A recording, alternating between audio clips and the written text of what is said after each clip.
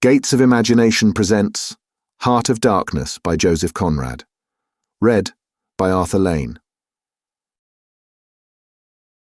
Chapter 1. The Nelly, a cruising yawl, swung to her anchor without a flutter of the sails, and was at rest. The flood had made, the wind was nearly calm, and being bound down the river, the only thing for it was to come to and wait for the turn of the tide. The sea reach of the Thames stretched before us like the beginning of an interminable waterway. In the offing, the sea and the sky were welded together without a joint, and in the luminous space, the tanned sails of the barges drifting up with the tide seemed to stand still in red clusters of canvas sharply peaked, with gleams of varnished sprits. A haze rested on the low shores that ran out to sea in vanishing flatness. The air was dark above Gravesend, and farther back still seemed condensed into a mournful gloom, brooding motionless over the biggest and the greatest town on earth. The director of companies was our captain and our host. We four affectionately watched his back as he stood in the bows looking to seaward. On the whole river there was nothing that looked half so nautical. He resembled a pilot, which to a seaman is trustworthiness personified. It was difficult to realize his work was not out there in the luminous estuary, but behind him, within the brooding gloom. Between us there was, as I have already said somewhere, the bond of the sea. Besides holding our hearts together through long periods of separation, it had the effect of making us tolerant of each other's yarns, and even convictions. The lawyer, the best of old fellows, had, because of his many years and many virtues, the only cushion on deck, and was lying on the only rug. The accountant had brought out already a box of dominoes, and was toying architecturally with the bones. Marlow sat cross-legged right aft, leaning against the mizzen-mast. He had sunken cheeks, a yellow complexion, a straight back, an ascetic aspect, and with his arms dropped, the palms of hands outwards, resembled an idol. The director, satisfied the anchor had good hold, made his way aft and sat down amongst us. We exchanged a few words lazily. Afterwards there was silence on board the yacht. For some reason or other we did not begin that game of dominoes. We felt meditative, and fit for nothing but placid staring. The day was ending in a serenity of still and exquisite brilliance. The water shone pacifically. The sky, without a speck, was a benign immensity of unstained light. The very mist on the Essex marsh was like a gauzy and radiant fabric hung from the wooded rises inland, and draping the low shores in diaphanous folds. Only the gloom to the west, brooding over the upper reaches, became more sombre every minute, as if angered by the approach of the sun. And at last, in its curved and imperceptible fall, the sun sank low, and from glowing white changed to a dull red without rays and without heat, as if about to go out suddenly, stricken to death by the touch of that gloom brooding over a crowd of men. Forthwith a change came over the waters, and the serenity became less brilliant but more profound. The old river in its broad reach rested unruffled at the decline of day, after ages of good service done to the race that peopled its banks, spread out in the tranquil dignity of a waterway leading to the uttermost ends of the earth. We looked at the venerable stream, not in the vivid flush of a short day that comes and departs forever, but in the august light of abiding memories. And indeed nothing is easier for a man who has, as the phrase goes, followed the sea with reverence and affection, than to evoke the great spirit of the past upon the lower reaches of the Thames. The tidal current runs to and fro in its unceasing service, crowded with memories of men and ships it had borne to the rest of home or to the battles of the sea. It had known and served all the men of whom the nation is proud, from Sir Francis Drake to Sir John Franklin, knights all, titled and untitled, the great knights-errant of the sea. It had borne all the ships whose names are like jewels flashing in the night of time, from the Golden Hind returning with her rotund flanks full of treasure, to be visited by the Queen's Highness, and thus pass out of the gigantic tale to the Erebus and Terror, bound on other conquests, and that never returned.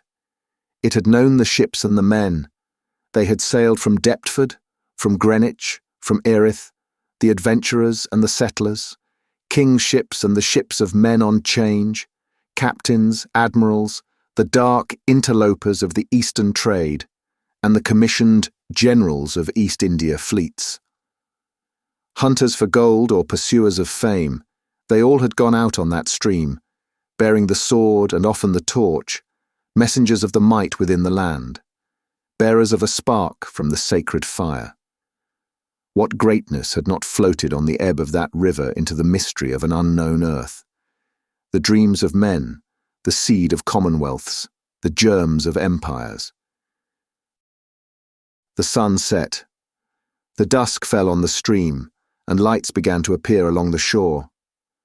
The Chapman Lighthouse, a three-legged thing erect on a mud-flat, shone strongly.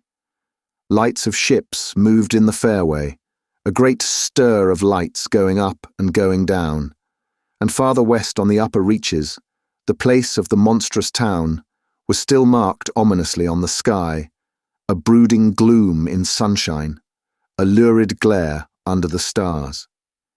"And this also," said Marlow suddenly, "has been one of the dark places of the earth." He was the only man of us who still followed the sea. The worst that could be said of him was that he did not represent his class. He was a seaman, but he was a wanderer too, while most seamen lead, if one may so express it, a sedentary life. Their minds are of the stay-at-home order, and their home is always with them, the ship, and so is their country, the sea. One ship is very much like another, and the sea is always the same. In the immutability of their surroundings, the foreign shores, the foreign faces, the changing immensity of life, glide past, veiled not by a sense of mystery, but by a slightly disdainful ignorance. For there is nothing mysterious to a seaman unless it be the sea itself, which is the mistress of his existence and as inscrutable as destiny. For the rest, after his hours of work, a casual stroll or a casual spree on shore suffices to unfold for him the secret of a whole continent, and generally he finds the secret not worth knowing. The yarns of seamen have a direct simplicity, the whole meaning of which lies within the shell of a cracked nut. But Marlow was not typical, if his propensity to spin yarns be accepted, and to him the meaning of an episode was not inside like a kernel, but outside, enveloping the tale, which brought it out only as a glow brings out a haze, in the likeness of one of these misty halos that sometimes are made visible by the spectral illumination of moonshine. His remark did not seem at all surprising. It was just like Marlow. It was accepted in silence. No one took the trouble to grunt even, and presently he said, very slow, "I was thinking of very old times, when the Romans first came here, 1900 years ago, the other day. Light came out of this river since—" "You say nights?" "Yes, but it is like a running blaze on a plain, like a flash of lightning in the clouds. We live in the flicker. May it last as long as the old earth keeps rolling. But darkness was here yesterday. Imagine the feelings of a commander of a fine, what do you call 'em, trireme in the Mediterranean, ordered suddenly to the north, run overland across the Gauls in a hurry, put in charge of one of these craft, the legionaries. A wonderful lot of handy men they must have been too. Used to build, apparently by the hundred, in a month or two, if we may believe what we read. Imagine him here, the very end of the world. A sea the colour of lead, a sky the colour of smoke, a kind of ship about as rigid as a concertina, and going up this river with stores or orders or what you like, sandbanks, marshes, forests, savages, precious little to eat fit for a civilized man, nothing but Thames water to drink. No Falernian wine here, no going ashore. Here and there a military camp lost in a wilderness, like a needle in a bundle of hay. Cold, fog, tempests, disease, exile and death. Death skulking in the air, in the water, in the bush. They must have been dying like flies here. Oh yes, he did it. Did it very well too, no doubt, and without thinking much about it either, except afterwards to brag of what he had gone through in his time, perhaps. They were men enough to face the darkness, and perhaps he was cheered by keeping his eye on a chance of promotion to the fleet at Ravenna by and by, if he had good friends in Rome and survived the awful climate. Or think of a decent young citizen in a toga, perhaps too much dice, you know, coming out here in the train of some prefect, or tax gatherer, or trader even, to mend his fortunes. Land in a swamp, march through the woods, and in some inland post, feel the savagery, the utter savagery, had closed round him. All that mysterious life of the wilderness that stirs in the forest, in the jungles, in the hearts of wild men. There's no initiation either into such mysteries. He has to live in the midst of the incomprehensible, which is also detestable. And it has a fascination, too, that goes to work upon him. The fascination of the abomination. You know, imagine the growing regrets, the longing to escape, the powerless disgust, the surrender, the hate. He paused. Mind, he began again, lifting one arm from the elbow, the palm of the hand outwards, so that, with his legs folded before him, he had the pose of a Buddha preaching in European clothes, and without a lotus flower. Mind. None of us would feel exactly like this. What saves us is efficiency, the devotion to efficiency. But these chaps were not much account, really. They were no colonists. Their administration was merely a squeeze, and nothing more, I suspect. They were conquerors, and for that you want only brute force. Nothing to boast of when you have it, since your strength is just an accident arising from the weakness of others. They grabbed what they could get for the sake of what was to be got. It was just robbery with violence, aggravated murder on a great scale, and men going at it blind, as is very proper for those who tackle a darkness. The conquest of the earth, which mostly means the taking it away from those who have a different complexion or slightly flatter noses than ourselves, is not a pretty thing when you look into it too much. What redeems it is the idea only, an idea at the back of it. Not a sentimental pretense, but an idea, and an unselfish belief in the idea, something you can set up and bow down before, and offer a sacrifice to. He broke off. Flames glided in the river. Small green flames, red flames, white flames, pursuing, overtaking, joining, crossing each other, then separating slowly or hastily. The traffic of the great city went on in the deepening night upon the sleepless river. We looked on, waiting patiently. There was nothing else to do till the end of the flood.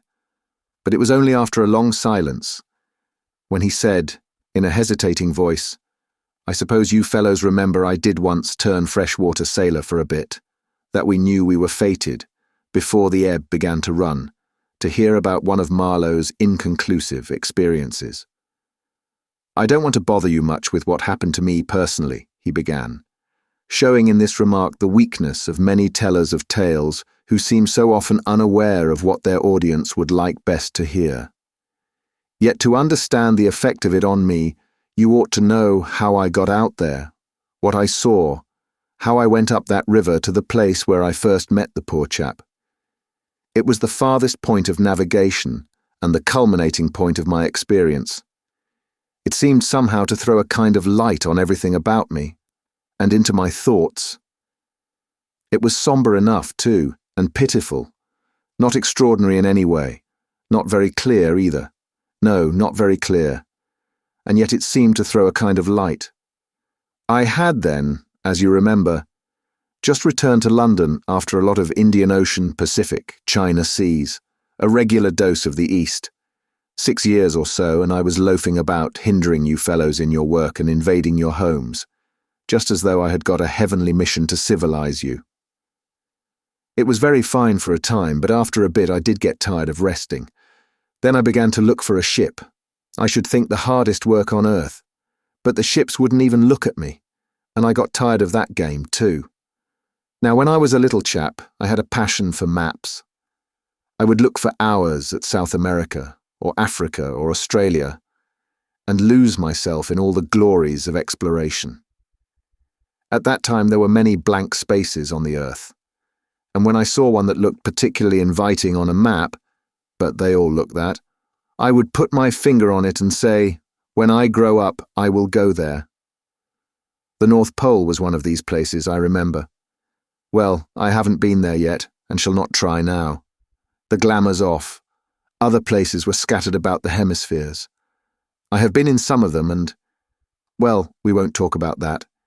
But there was one yet, the biggest, the most blank, so to speak, that I had a hankering after. True, by this time it was not a blank space any more. It had got filled since my boyhood with rivers and lakes and names.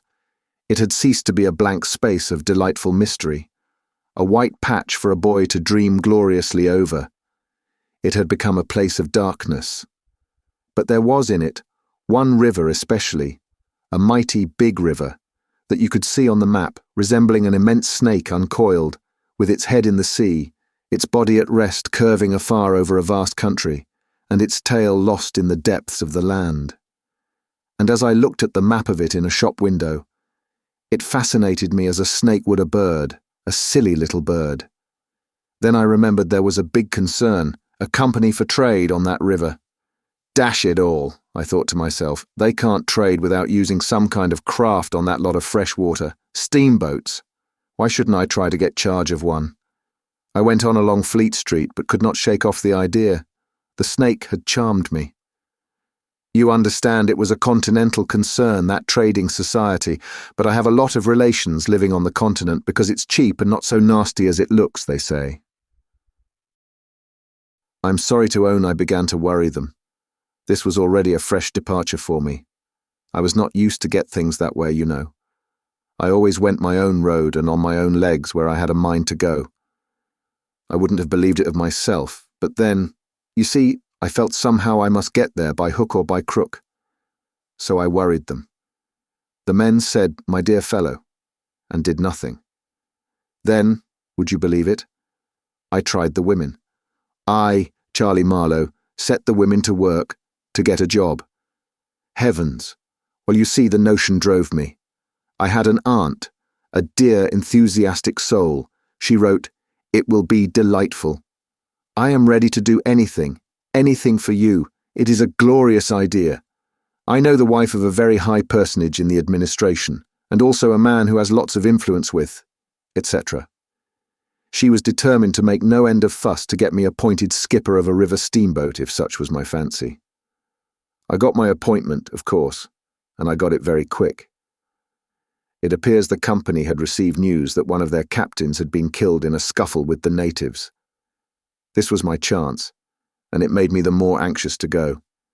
It was only months and months afterwards, when I made the attempt to recover what was left of the body, that I heard the original quarrel arose from a misunderstanding about some hens.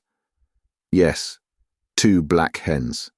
Friesleven, that was the fellow's name, a Dane, thought himself wronged somehow in the bargain, so he went ashore and started to hammer the chief of the village with a stick. Oh, it didn't surprise me in the least to hear this, and at the same time to be told that Friesleven was the gentlest, quietest creature that ever walked on 2 legs. No doubt he was, but he had been a couple of years already out there engaged in the noble cause, you know, and he probably felt the need at last of asserting his self-respect in some way. Therefore he whacked the old black man mercilessly, while a big crowd of his people watched him, thunderstruck, till some man, I was told the chief's son, in desperation at hearing the old chap yell, made a tentative jab with a spear at the white man, and of course it went quite easy between the shoulder blades. Then the whole population cleared into the forest, expecting all kinds of calamities to happen, while, on the other hand, the steamer Friesleven commanded left also in a bad panic, in charge of the engineer, I believe. Afterwards nobody seemed to trouble much about Friesleven's remains, till I got out and stepped into his shoes. I couldn't let it rest, though. But when an opportunity offered at last to meet my predecessor, the grass growing through his ribs was tall enough to hide his bones. They were all there. The supernatural being had not been touched after he fell. And the village was deserted, the huts gaped black, rotting, all askew within the fallen enclosures. A calamity had come to it, sure enough. The people had vanished.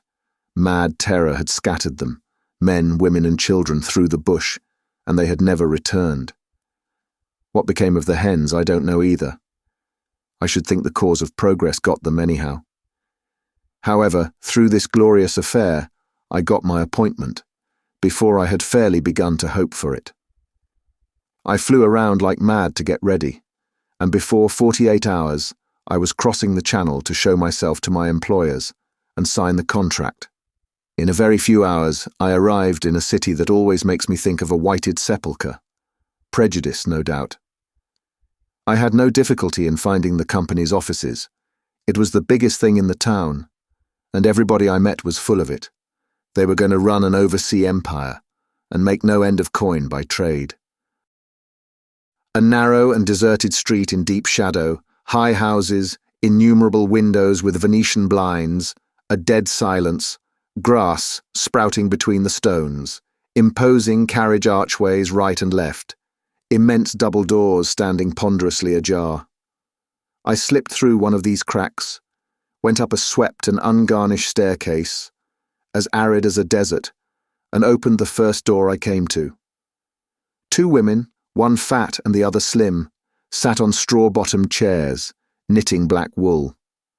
The slim one got up and walked straight at me, still knitting with downcast eyes, and only just as I began to think of getting out of her way, as you would for a somnambulist, stood still and looked up. Her dress was as plain as an umbrella cover, and she turned round without a word, and preceded me into a waiting room. I gave my name, and looked about. Deal table in the middle, plain chairs all round the walls, on one end a large shining map, marked with all the colours of a rainbow. There was a vast amount of red, good to see at any time because one knows that some real work is done in there, a deuce of a lot of blue, a little green, smears of orange, and on the east coast a purple patch, to show where the jolly pioneers of progress drink the jolly lager beer. However, I wasn't going into any of these. I was going into the yellow, dead in the centre.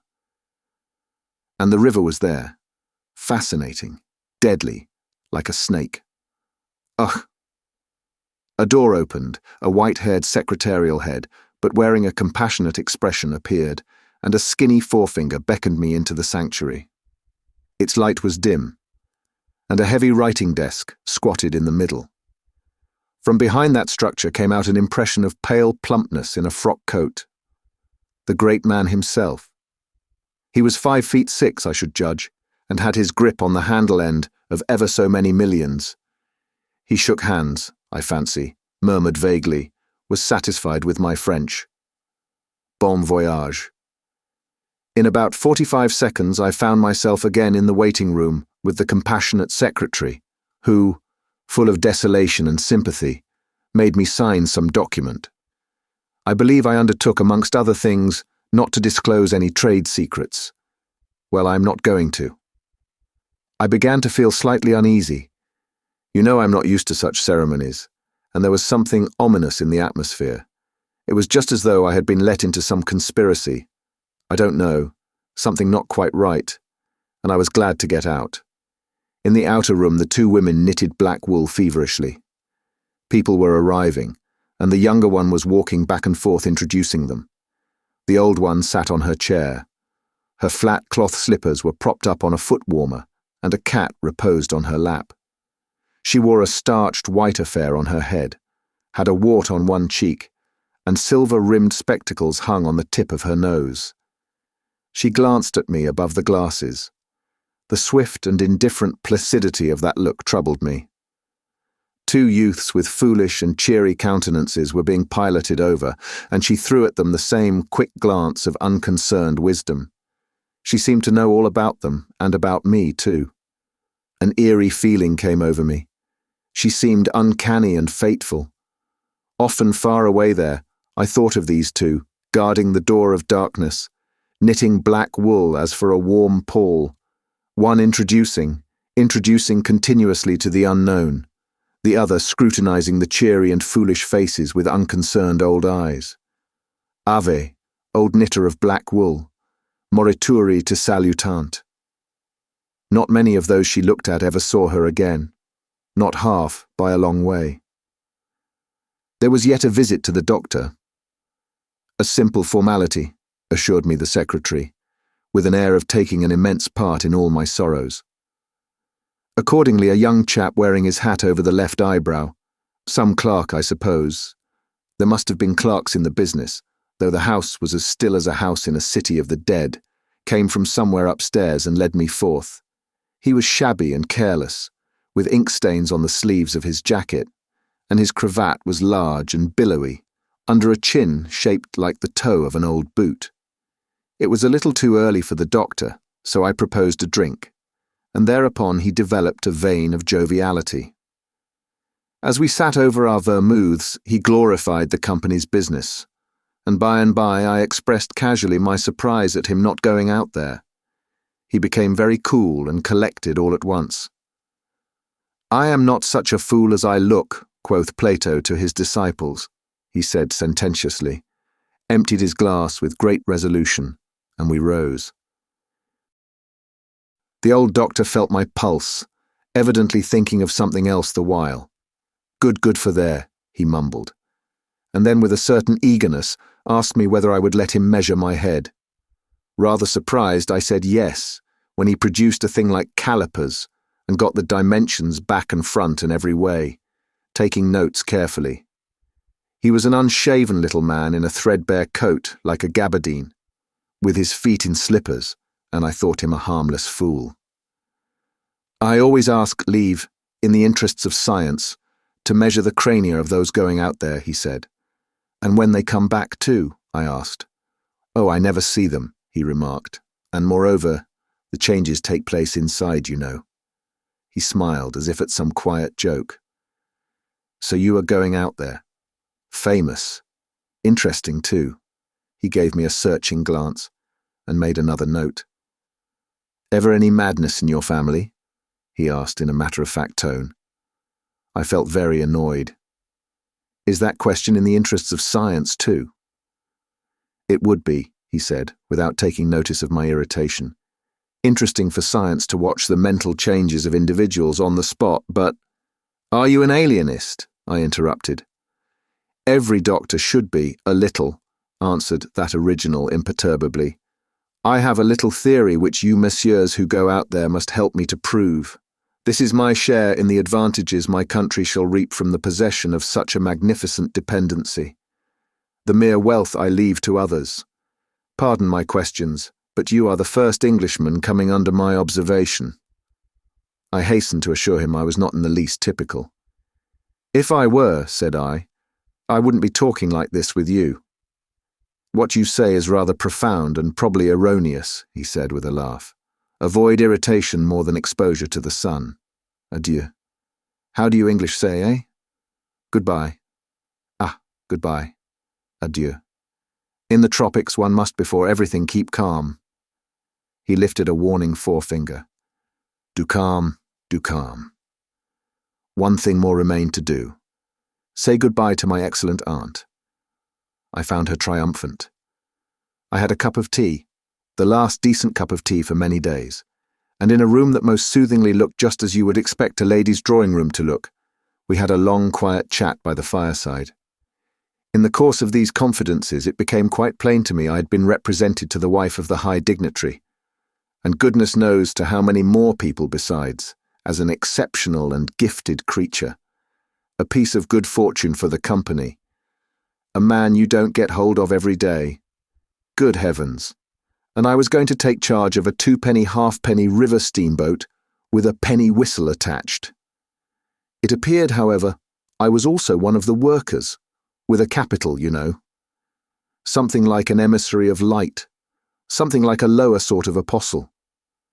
There had been a lot of such rot let loose in print and talk just about that time, and the excellent woman, living right in the rush of all that humbug, got carried off her feet.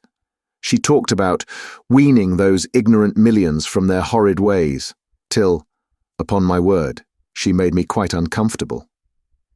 I ventured to hint that the company was run for profit. "You forget, dear Charlie, that the labourer is worthy of his hire," she said brightly. "It's queer how out of touch with truth women are. They live in a world of their own, and there has never been anything like it, and never can be. It is too beautiful altogether. And if they were to set it up, it would go to pieces before the first sunset. Some confounded fact we men have been living contentedly with ever since the day of creation would start up and knock the whole thing over." After this, I got embraced, told to wear flannel, be sure to write often, and so on, and I left. In the street, I don't know why, a queer feeling came to me that I was an imposter. Odd thing that I, who used to clear out for any part of the world at 24 hours' notice, with less thought than most men give to the crossing of a street, had a moment, I won't say of hesitation, but of startled pause, before this commonplace affair. The best way I can explain it to you is by saying that, for a second or two, I felt as though, instead of going to the centre of a continent, I were about to set off for the centre of the earth. I left in a French steamer, and she called in every blamed port they have out there, for as far as I could see the sole purpose of landing soldiers and custom-house officers. I watched the coast. Watching a coast as it slips by the ship is like thinking about an enigma. There it is before you, smiling, frowning, inviting, grand, mean, insipid, or savage, and always mute with an air of whispering, "Come and find out." This one was almost featureless, as if still in the making, with an aspect of monotonous grimness.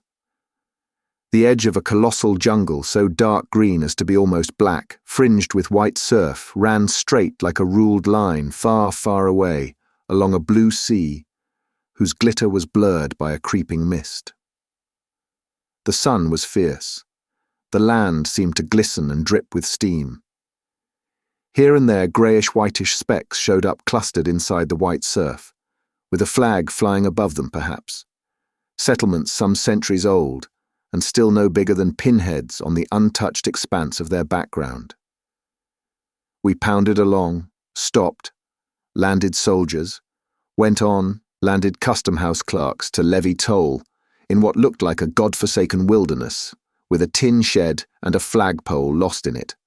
Landed more soldiers, to take care of the custom-house clerks, presumably. Some, I heard, got drowned in the surf, but whether they did or not, nobody seemed particularly to care. They were just flung out there, and on we went. Every day the coast looked the same, as though we had not moved. But we passed various places, trading places, with names like Grand Bassam, Little Popo, names that seemed to belong to some sordid farce acted in front of a sinister backcloth. The idleness of a passenger, my isolation amongst all these men with whom I had no point of contact, the oily and languid sea, the uniform sombreness of the coast, seemed to keep me away from the truth of things, within the toil of a mournful and senseless delusion. The voice of the surf heard now and then was a positive pleasure, like the speech of a brother. It was something natural, that had its reason, that had a meaning. Now and then a boat from the shore gave one a momentary contact with reality. It was paddled by black fellows. You could see from afar the white of their eyeballs glistening. They shouted, sang, their bodies streamed with perspiration. They had faces like grotesque masks, these chaps, but they had bone, muscle, a wild vitality, an intense energy of movement that was as natural and true as the surf along their coast. They wanted no excuse for being there. They were a great comfort to look at. For a time, I would feel I belonged still to a world of straightforward facts. But the feeling would not last long. Something would turn up to scare it away. Once, I remember, we came upon a man of war anchored off the coast. There wasn't even a shed there, and she was shelling the bush. It appears the French had one of their wars going on thereabouts. Her ensign dropped limp like a rag. The muzzles of the long 6-inch guns stuck out all over the low hull. The greasy, slimy swell swung her up lazily and let her down, swaying her thin masts. In the empty immensity of earth, sky, and water, there she was, incomprehensible, firing into a continent. Pop would go one of the 6-inch guns. A small flame would dart and vanish. A little white smoke would disappear. A tiny projectile would give a feeble screech. And nothing happened. Nothing could happen. There was a touch of insanity in the proceeding, a sense of lugubrious drollery in the sight. And it was not dissipated by somebody on board, assuring me earnestly there was a camp of natives, he called them enemies, hidden out of sight somewhere. We gave her her letters.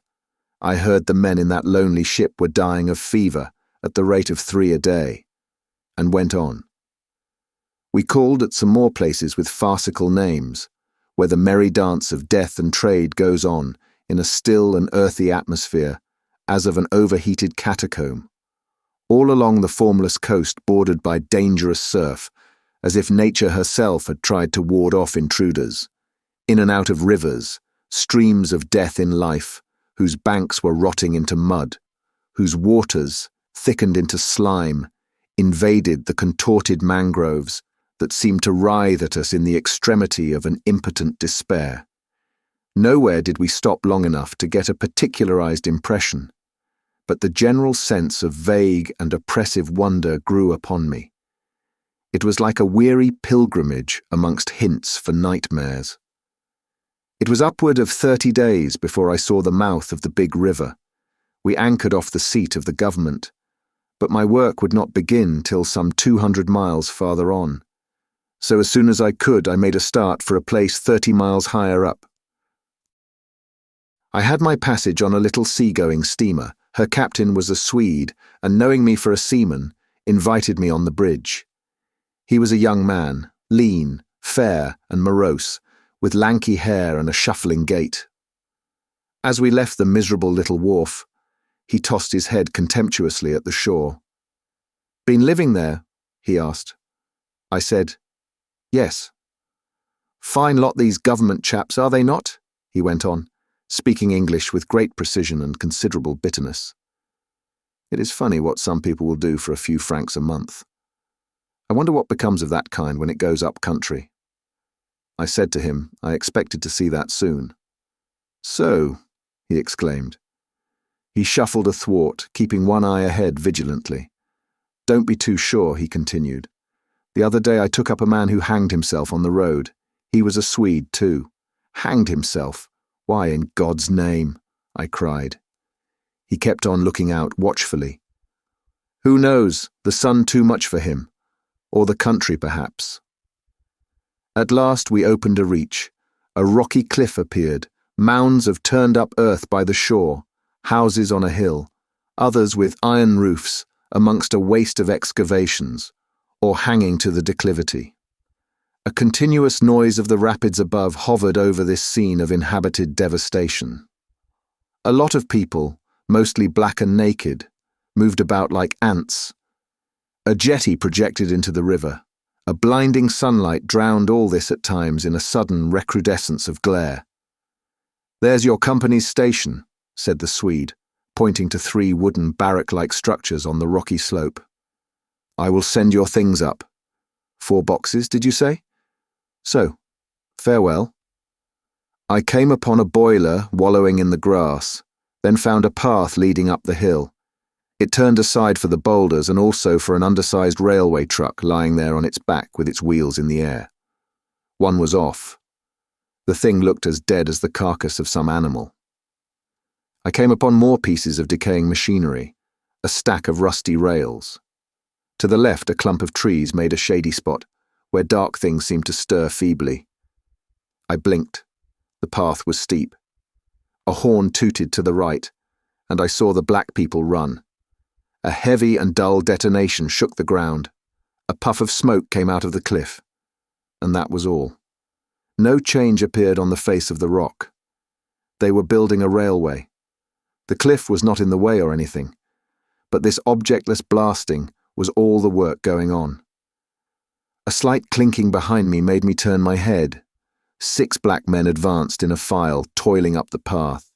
They walked erect and slow, balancing small baskets full of earth on their heads, and the clink kept time with their footsteps. Black rags were wound round their loins, and the short ends behind waggled to and fro like tails. I could see every rib, the joints of their limbs were like knots in a rope. Each had an iron collar on his neck, and all were connected together with a chain whose bight swung between them, rhythmically clinking. Another report from the cliff made me think suddenly of that ship of war I had seen firing into a continent. It was the same kind of ominous voice, but these men could by no stretch of imagination be called enemies. They were called criminals, and the outraged law, like the bursting shells, had come to them, an insoluble mystery from the sea. All their meagre breasts panted together, the violently dilated nostrils quivered, the eyes stared stonily uphill. They passed me within 6 inches, without a glance, with that complete, death-like indifference of unhappy savages. Behind this raw matter, one of the reclaimed, the product of the new forces at work, strolled despondently, carrying a rifle by its middle. He had a uniform jacket with one button off, and seeing a white man on the path, hoisted his weapon to his shoulder with alacrity. This was simple prudence, white men being so much alike at a distance that he could not tell who I might be. He was speedily reassured, and with a large, white, rascally grin and a glance at his charge, seemed to take me into partnership in his exalted trust. After all, I also was a part of the great cause of these high and just proceedings. Instead of going up, I turned and descended to the left. My idea was to let that chain gang get out of sight before I climbed the hill. You know I'm not particularly tender. I've had to strike and to fend off. I've had to resist and to attack sometimes. That's only one way of resisting. Without counting the exact cost, according to the demands of such sort of life as I had blundered into. I've seen the devil of violence, and the devil of greed, and the devil of hot desire. But by all the stars, these were strong, lusty, red-eyed devils that swayed and drove men, I tell you. But as I stood on this hillside, I foresaw that in the blinding sunshine of that land I would become acquainted with a flabby, pretending, weak-eyed devil of a rapacious and pitiless folly. How insidious he could be too, I was only to find out several months later and 1,000 miles farther. For a moment I stood appalled, as though by a warning. Finally I descended the hill obliquely towards the trees I had seen.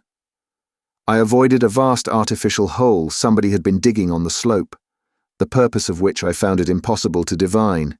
It wasn't a quarry or a sandpit anyhow, it was just a hole. It might have been connected with the philanthropic desire of giving the criminals something to do. I don't know. Then I nearly fell into a very narrow ravine, almost no more than a scar in the hillside. I discovered that a lot of imported drainage pipes for the settlement had been tumbled in there. There wasn't one that was not broken. It was a wanton smash-up. At last I got under the trees. My purpose was to stroll into the shade for a moment, but no sooner within than it seemed to me I had stepped into the gloomy circle of some inferno. The rapids were near, and an uninterrupted, uniform, headlong rushing noise filled the mournful stillness of the grove, where not a breath stirred, not a leaf moved, with a mysterious sound, as though the tearing pace of the launched earth had suddenly become audible. Black shapes crouched, sat between the trees leaning against the trunks, clinging to the earth, half coming out, half effaced within the dim light, in all the attitudes of pain, abandonment, and despair. Another mine on the cliff went off, followed by a slight shudder of the soil under my feet. The work was going on. The work, and this was the place where some of the helpers had withdrawn to die. They were dying slowly. It was very clear. They were not enemies. They were not criminals. They were nothing earthly now, nothing but black shadows of disease and starvation, lying confusedly in the greenish gloom. Brought from all the recesses of the coast in all the legality of time contracts, lost in uncongenial surroundings, fed on unfamiliar food, they sickened, became inefficient, and were then allowed to crawl away and rest. These moribund shapes were free as air, and nearly as thin. I began to distinguish the gleam of the eyes under the trees. Then glancing down, I saw a face near my hand. The black bones reclined at full length with one shoulder against the tree. And slowly the eyelids rose, and the sunken eyes looked up at me, enormous and vacant, a kind of blind white flicker in the depths of the orbs, which died out slowly. The man seemed young, almost a boy, but with them it's hard to tell. I found nothing else to do but to offer him one of my good Swede's ship's biscuits I had in my pocket. The fingers closed slowly on it and held. There was no other movement and no other glance. He had tied a bit of white worsted round his neck. Why? Where did he get it? Was it a badge? An ornament? A charm? A propitiatory act? Was there any idea at all connected with it? It looked startling round his black neck, this bit of white thread from beyond the seas. Near the same tree, 2 more bundles of acute angles sat with their legs drawn up. One, with his chin propped on his knees, stared at nothing, in an intolerable and appalling manner. His brother phantom rested its forehead, as if overcome with a great weariness, and all about others were scattered in every pose of contorted collapse, as in some picture of a massacre or a pestilence. While I stood horror-struck, one of these creatures rose to his hands and knees and went off on all fours towards the river to drink. He lapped out of his hand, then sat up in the sunlight, crossing his shins in front of him, and after a time let his woolly head fall on his breastbone. I didn't want any more loitering in the shade, and I made haste towards the station. When near the buildings, I met a white man, in such an unexpected elegance of get-up that in the first moment I took him for a sort of vision. I saw a high starched collar, white cuffs, a light alpaca jacket, snowy trousers, a clean necktie, and varnished boots. No hat, hair parted, brushed, oiled, under a green-lined parasol held in a big white hand. He was amazing, and had a penholder behind his ear. I shook hands with this miracle, and I learned he was the company's chief accountant, and that all the bookkeeping was done at this station. He had come out for a moment, he said, to get a breath of fresh air. The expression sounded wonderfully odd, with its suggestion of sedentary desk life. I wouldn't have mentioned the fellow to you at all. Only it was from his lips that I first heard the name of the man who is so indissolubly connected with the memories of that time. Moreover, I respected the fellow. Yes, I respected his collars, his vast cuffs, his brushed hair. His appearance was certainly that of a hairdresser's dummy. But in the great demoralization of the land, he kept up his appearance. That's backbone. His starched collars and got-up shirt fronts were achievements of character. He had been out nearly 3 years. And later I could not help asking him how he managed to sport such linen. He had just the faintest blush and said modestly, "I've been teaching one of the native women about the station. It was difficult. She had a distaste for the work." Thus this man had verily accomplished something, and he was devoted to his books, which were in apple pie order. Everything else in the station was in a muddle. Heads, things, buildings. Strings of dusty black men with splay feet arrived and departed. A stream of manufactured goods, rubbishy cottons, beads, and brass wire sent into the depths of darkness, and in return came a precious trickle of ivory. I had to wait in the station for 10 days, an eternity. I lived in a hut in the yard, but to be out of the chaos, I would sometimes get into the accountant's office. It was built of horizontal planks, and so badly put together that, as he bent over his high desk, he was barred from neck to heels with narrow strips of sunlight. There was no need to open the big shutter to see. It was hot there, too. Big flies buzzed fiendishly, and did not sting but stabbed. I sat generally on the floor, while, of faultless appearance, and even slightly scented, perching on a high stool, he wrote. Sometimes he stood up for exercise. When a truckle bed with a sick man, some invalid agent from up country, was put in there, he exhibited a gentle annoyance. The groans of this sick person, he said, distract my attention, and without that, it is extremely difficult to guard against clerical errors in this climate. One day he remarked, without lifting his head, "In the interior, you will no doubt meet Mr. Kurtz."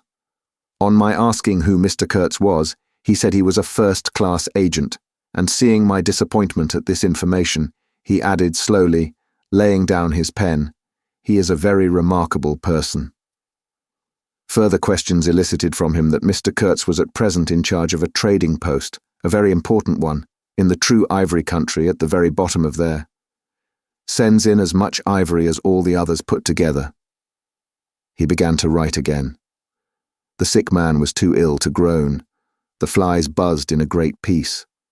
Suddenly, there was a growing murmur of voices and a great tramping of feet. A caravan had come in. A violent babble of uncouth sounds burst out on the other side of the planks. All the carriers were speaking together, and in the midst of the uproar the lamentable voice of the chief agent was heard, giving it up, tearfully for the 20th time that day. He rose slowly. "What a frightful row," he said. He crossed the room gently to look at the sick man, and returning said to me, "He does not hear." "What? Dead?" I asked, startled. "No, not yet," he answered, with great composure. Then, alluding with a toss of the head to the tumult in the station yard, "When one has got to make correct entries, one comes to hate those savages, hate them to the death." He remained thoughtful for a moment. "When you see Mr. Kurtz's," he went on, "tell him from me that everything here," he glanced at the deck, "is very satisfactory. I don't like to write to him. With those messengers of ours, you never know who may get hold of your letter. At that central station." He stared at me for a moment with his mild, bulging eyes. "Oh, he will go far, very far," he began again. "He will be a somebody in the administration before long. They, above, the Council in Europe, you know, mean him to be." He turned to his work. The noise outside had ceased, and presently in going out I stopped at the door. In the steady buzz of flies the homeward-bound agent was lying finished and insensible. The other, bent over his books, was making correct entries of perfectly correct transactions, and 50 feet below the doorstep I could see the still treetops of the Grove of Death. Next day I left that station at last, with a caravan of 60 men, for a 200-mile tramp. No use telling you much about that. Paths everywhere, a stamped-in network of paths spreading over the empty land, through the long grass, through burnt grass, through thickets, down and up chilly ravines, up and down stony hills ablaze with heat, and a solitude, nobody, not a hut. The population had cleared out a long time ago. Well, if a lot of mysterious blacks armed with all kinds of fearful weapons suddenly took to travelling on the road between Deal and Gravesend, catching the yokels right and left to carry heavy loads for them, I fancy every farm and cottage thereabouts would get empty very soon. Only here the dwellings were gone too.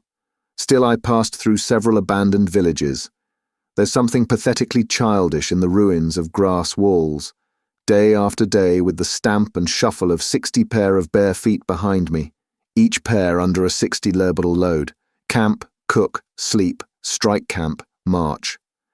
Now and then a carrier dead in harness, at rest in the long grass near the path, with an empty water gourd and his long staff lying by his side. A great silence around and above. Perhaps on some quiet night the tremor of far-off drums, sinking, swelling, a tremor vast, faint, a sound weird, appealing, suggestive and wild, and perhaps with as profound a meaning as the sound of bells in a Christian country. Once a white man in an unbuttoned uniform, camping on the path with an armed escort of lank Zanzibaris, very hospitable and festive, not to say drunk. Was looking after the upkeep of the road, he declared. Can't say I saw any road or any upkeep, unless the body of a middle-aged black man, with a bullet hole in the forehead, upon which I absolutely stumbled 3 miles farther on, may be considered as a permanent improvement. I had a white companion too, not a bad chap, but rather too fleshy and with the exasperating habit of fainting on the hot hillsides, miles away from the least bit of shade and water. Annoying, you know, to hold your own coat like a parasol over a man's head while he's coming to. I couldn't help asking him once what he meant by coming there at all. To make money, of course. What do you think? He said scornfully. Then he got fever and had to be carried in a hammock, slung under a pole. As he weighed 16 stone, I had no end of rows with the carriers. They jibbed, ran away, sneaked off with their loads in the night. Quite a mutiny. So, one evening, I made a speech in English with gestures, not one of which was lost to the 60 pairs of eyes before me, and the next morning I started the hammock off in front all right. An hour afterwards, I came upon the whole concern, wrecked in a bush. Man, hammock, groans, blankets, horrors. The heavy pole had skinned his poor nose. He was very anxious for me to kill somebody, but there wasn't the shadow of a carrier near. I remembered the old doctor. It would be interesting for science to watch the mental changes of individuals, on the spot. I felt I was becoming scientifically interesting. However, all that is to no purpose. On the 15th day, I came in sight of the big river again, and hobbled into the central station. It was on a backwater surrounded by scrub and forest, with a pretty border of smelly mud on one side, and on the 3 others enclosed by a crazy fence of rushes. A neglected gap was all the gate it had, and the first glance at the place was enough to let you see the flabby devil was running that show. White men with long staves in their hands appeared languidly from amongst the buildings, strolling up to take a look at me, and then retired out of sight somewhere. One of them, a stout, excitable chap with black moustaches, informed me with great volubility and many digressions, as soon as I told him who I was, that my steamer was at the bottom of the river. I was thunderstruck. What? How? Why? Oh, it was all right. The manager himself was there, all quite correct. Everybody had behaved splendidly, splendidly. You must, he said in agitation, go and see the general manager at once. He is waiting. I did not see the real significance of that wreck at once. I fancy I see it now, but I'm not sure, not at all.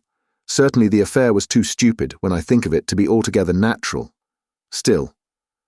But at the moment it presented itself simply as a confounded nuisance. The steamer was sunk. They had started 2 days before in a sudden hurry up the river with the manager on board, in charge of some volunteer skipper, and before they had been out 3 hours they tore the bottom out of her on stones, and she sank near the south bank. I asked myself what I was to do there. Now my boat was lost. As a matter of fact, I had plenty to do in fishing my command out of the river. I had to set about it the very next day. That, and the repairs when I brought the pieces to the station, took some months. My first interview with the manager was curious. He did not ask me to sit down after my 20-mile walk that morning. He was commonplace in complexion, in features, in manners, and in voice. He was of middle size and of ordinary build. His eyes, of the usual blue, were perhaps remarkably cold, and he certainly could make his glance fall on one as trenchant and heavy as an axe.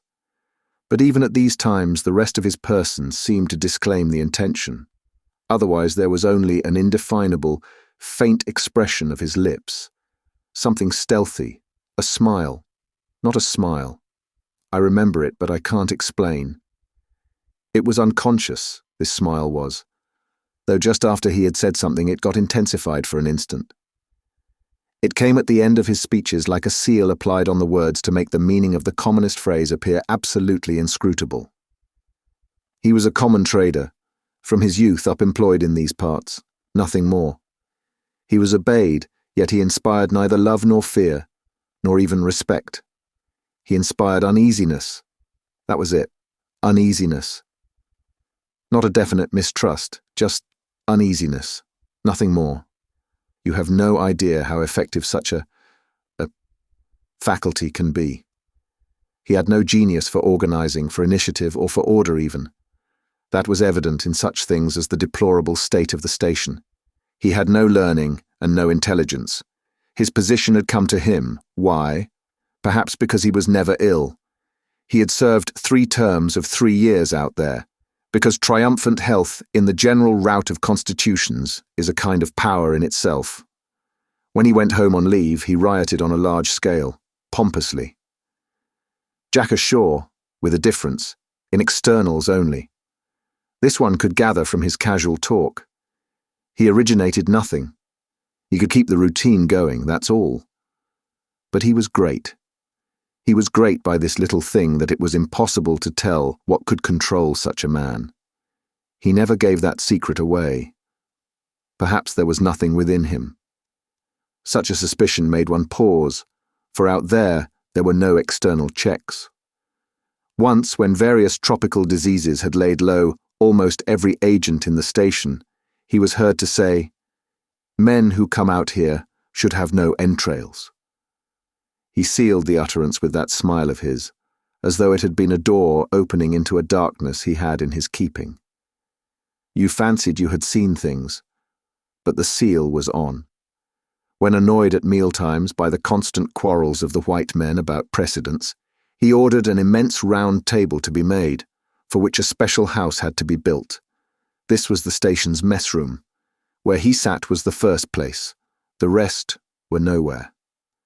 One felt this to be his unalterable conviction. He was neither civil nor uncivil. He was quiet. He allowed his boy, an overfed young black man from the coast, to treat the white men, under his very eyes, with provoking insolence. He began to speak as soon as he saw me. I had been very long on the road. He could not wait. Had to start without me. The upriver stations had to be relieved. There had been so many delays already that he did not know who was dead and who was alive, and how they got on, and so on, and so on. He paid no attention to my explanations, and playing with a stick of sealing wax, repeated several times that the situation was very grave, very grave. There were rumours that a very important station was in jeopardy, and its chief, Mr. Kurtz, was ill. Hoped it was not true.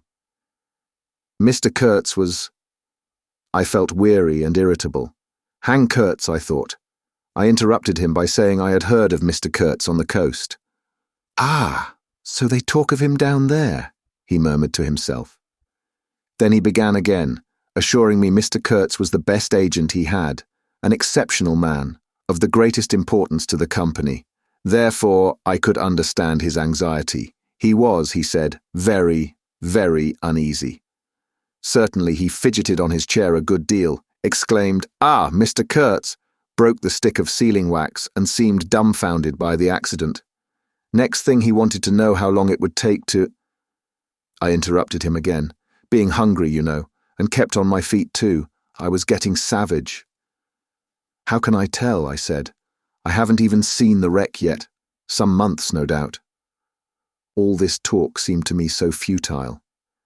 "Some months," he said. "Well, let us say 3 months before we can make a start.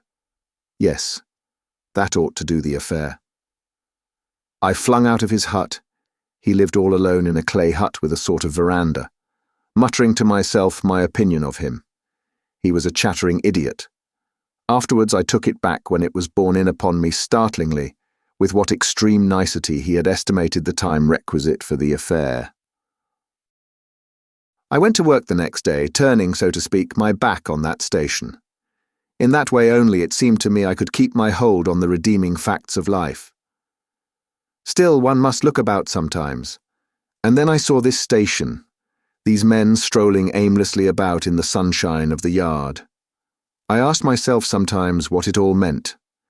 They wandered here and there with their absurd long staves in their hands, like a lot of faithless pilgrims bewitched inside a rotten fence. The word ivory rang in the air, was whispered, was sighed. You would think they were praying to it, A taint of imbecile rapacity blew through it all, like a whiff from some corpse. By Jove, I've never seen anything so unreal in my life. And outside, the silent wilderness surrounding this cleared speck on the earth struck me as something great and invincible, like evil or truth, waiting patiently for the passing away of this fantastic invasion. Oh, these months. Well, never mind. Various things happened. One evening a grass shed full of calico, cotton prints, beads, and I don't know what else, burst into a blaze so suddenly that you would have thought the earth had opened to let an avenging fire consume all that trash. I was smoking my pipe quietly by my dismantled steamer, and saw them all cutting capers in the light, with their arms lifted high. When the stout man with moustaches came tearing down to the river, a tin pail in his hand, assured me that everybody was behaving splendidly. Splendidly. Dipped about a quart of water and tore back again. I noticed there was a hole in the bottom of his pail. I strolled up. There was no hurry. You see, the thing had gone off like a box of matches. It had been hopeless from the very first. The flame had leaped high, driven everybody back, lighted up everything, and collapsed. The shed was already a heap of embers glowing fiercely. A black was being beaten nearby. They said he had caused the fire in some way. Be that as it may, he was screeching most horribly. I saw him, later, for several days, sitting in a bit of shade, looking very sick and trying to recover himself. Afterwards, he arose and went out, and the wilderness without a sound took him into its bosom again. As I approached the glow from the dark, I found myself at the back of two men, talking. I heard the name of Kurtz pronounced, then the words, "Take advantage of this unfortunate accident." One of the men was the manager. I wished him a good evening. "Did you ever see anything like it, eh? It is incredible," he said, and walked off. The other man remained. He was a first-class agent, young, gentlemanly, a bit reserved, with a forked little beard and a hooked nose. He was standoffish with the other agents, and they on their side said he was the manager's spy upon them. As to me, I had hardly ever spoken to him before. We got into talk, and by we strolled away from the hissing ruins. Then he asked me to his room, which was in the main building of the station.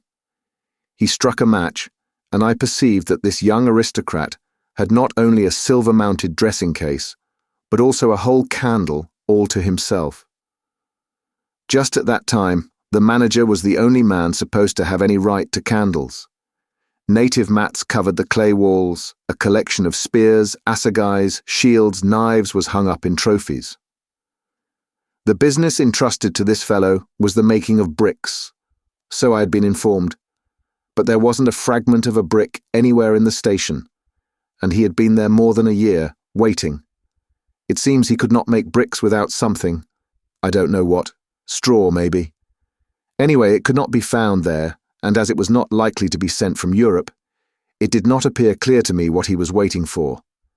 An act of special creation, perhaps. However, they were all waiting, all the 16 or 20 pilgrims of them, for something. And upon my word, it did not seem an uncongenial occupation, from the way they took it, though the only thing that ever came to them was disease, as far as I could see. They beguiled the time by backbiting and intriguing against each other in a foolish kind of way. There was an air of plotting about that station, but nothing came of it, of course. It was as unreal as everything else, as the philanthropic pretense of the whole concern, as their talk, as their government, as their show of work. The only real feeling was a desire to get appointed to a trading post where ivory was to be had, so that they could earn percentages. They intrigued and slandered and hated each other only on that account. But as to effectually lifting a little finger, oh no. By heavens, there is something after all in the world allowing one man to steal a horse, while another must not look at a halter. Steal a horse straight out. Very well, he has done it. Perhaps he can ride. But there is a way of looking at a halter that would provoke the most charitable of saints into a kick. I had no idea why he wanted to be sociable, but as we chatted in there, it suddenly occurred to me the fellow was trying to get at something. In fact, pumping me. He alluded constantly to Europe, to the people I was supposed to know there, putting leading questions as to my acquaintances in the sepulchral city, and so on. His little eyes glittered like mica discs, with curiosity, though he tried to keep up a bit of superciliousness. At first I was astonished, but very soon I became awfully curious to see what he would find out from me. I couldn't possibly imagine what I had in me to make it worth his while. It was very pretty to see how he baffled himself, for in truth my body was full only of chills, and my head had nothing in it but that wretched steamboat business. It was evident he took me for a perfectly shameless prevaricator. At last he got angry, and to conceal a movement of furious annoyance, he yawned. I rose. Then I noticed a small sketch in oils, on a panel, representing a woman, draped and blindfolded, carrying a lighted torch. The background was somber, almost black. The movement of the woman was stately, and the effect of the torchlight on the face was sinister.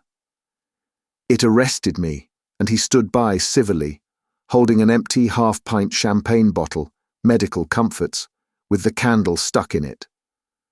To my question, he said Mr. Kurtz had painted this, in this very station more than a year ago, while waiting for means to go to his trading post. "Tell me, pray," said I, "who is this Mr. Kurtz?" "The chief of the inner station," he answered in a short tone, looking away. "Much obliged," I said, laughing, "and you are the brickmaker of the central station. Everyone knows that." He was silent for a while. "He is a prodigy," he said at last. "He is an emissary of pity and science and progress and devil knows what else. We want," he began to declaim suddenly, "for the guidance of the cause entrusted to us by Europe, so to speak, higher intelligence, wide sympathies, a singleness of purpose." "Who says that?" I asked. "Lots of them," he replied. "Some even write that, and so he comes here, a special being, as you ought to know." "Why ought I to know?" I interrupted, really surprised. He paid no attention. "Yes. Today he is chief of the best station. Next year he will be assistant manager. 2 years more and— But I dare say you know what he will be in 2 years' time. You are of the new gang, the gang of virtue. The same people who sent him specially also recommended you. Oh, don't say no. I've my own eyes to trust." Light dawned upon me. My dear aunt's influential acquaintances were producing an unexpected effect upon that young man. I nearly burst into a laugh. "Do you read the company's confidential correspondence?" I asked. He hadn't a word to say. It was great fun. "When Mr. Kurtz," I continued severely, "is general manager, you won't have the opportunity." He blew the candle out suddenly, and we went outside. The moon had risen. Black figures strolled about listlessly, pouring water on the glow, whence proceeded a sound of hissing. Steam ascended in the moonlight. The beaten black man groaned somewhere. "What a row the brute makes," said the indefatigable man with the moustaches, appearing near us. "Serve him right. Transgression, punishment, bang. Pitiless, pitiless. That's the only way. This will prevent all conflagrations for the future. I was just telling the manager." He noticed my companion, and became crestfallen all at once. "Not in bed yet," he said, with a kind of servile heartiness. "It's so natural. Ha! Danger. Agitation." He vanished. I went on to the riverside, and the other followed me. I heard a scathing murmur at my ear. "Heap of muffs. Go to." The pilgrims could be seen in knots, gesticulating, discussing. Several had still their staves in their hands. I verily believe they took these sticks to bed with them. Beyond the fence the forest stood up spectrally in the moonlight, and through that dim stir, through the faint sounds of that lamentable courtyard, the silence of the land went home to one's very heart, its mystery, its greatness, the amazing reality of its concealed life. The hurt black moaned feebly somewhere nearby, and then fetched a deep sigh that made me mend my pace away from there. I felt a hand introducing itself under my arm. "My dear sir," said the fellow, "I don't want to be misunderstood, and especially by you, who will see Mr. Kurtz long before I can have that pleasure. I wouldn't like him to get a false idea of my disposition." I let him run on, this papier-mâché Mephistopheles, and it seemed to me that if I tried, I could poke my forefinger through him and would find nothing inside but a little loose dirt, maybe. He, don't you see, had been planning to be assistant manager by and by under the present man, and I could see that the coming of that Kurtz had upset them both, not a little. He talked precipitately, and I did not try to stop him. I had my shoulders against the wreck of my steamer, hauled up on the slope like a carcass of some big river animal. The smell of mud, of primeval mud, by Jove, was in my nostrils. The high stillness of primeval forest was before my eyes. There were shiny patches on the black creek. The moon had spread over everything a thin layer of silver, over the rank grass, over the mud, upon the wall of matted vegetation standing higher than the wall of a temple. Over the great river I could see through a sombre gap glittering, as it flowed broadly by without a murmur. All this was great, expectant, mute, while the man jabbered about himself. I wondered whether the stillness on the face of the immensity looking at us two were meant as an appeal or as a menace. What were we who had strayed in here? Could we handle that dumb thing, or would it handle us? I felt how big, how confoundedly big, was that thing that couldn't talk, and perhaps was deaf as well. What was in there? I could see a little ivory coming out from there, and I had heard Mr. Kurtz was in there.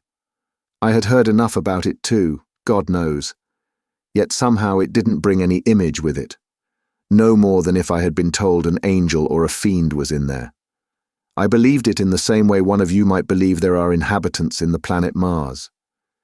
I knew once a Scotch sailmaker who was certain, dead sure, there were people in Mars.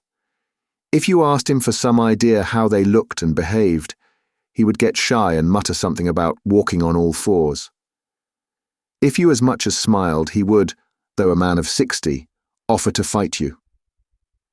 I would not have gone so far as to fight for Kurtz, but I went for him near enough to a lie. You know I hate, detest, and can't bear a lie, not because I'm straighter than the rest of us, but simply because it appalls me. There is a taint of death, a flavour of mortality in lies, which is exactly what I hate and detest in the world, what I want to forget.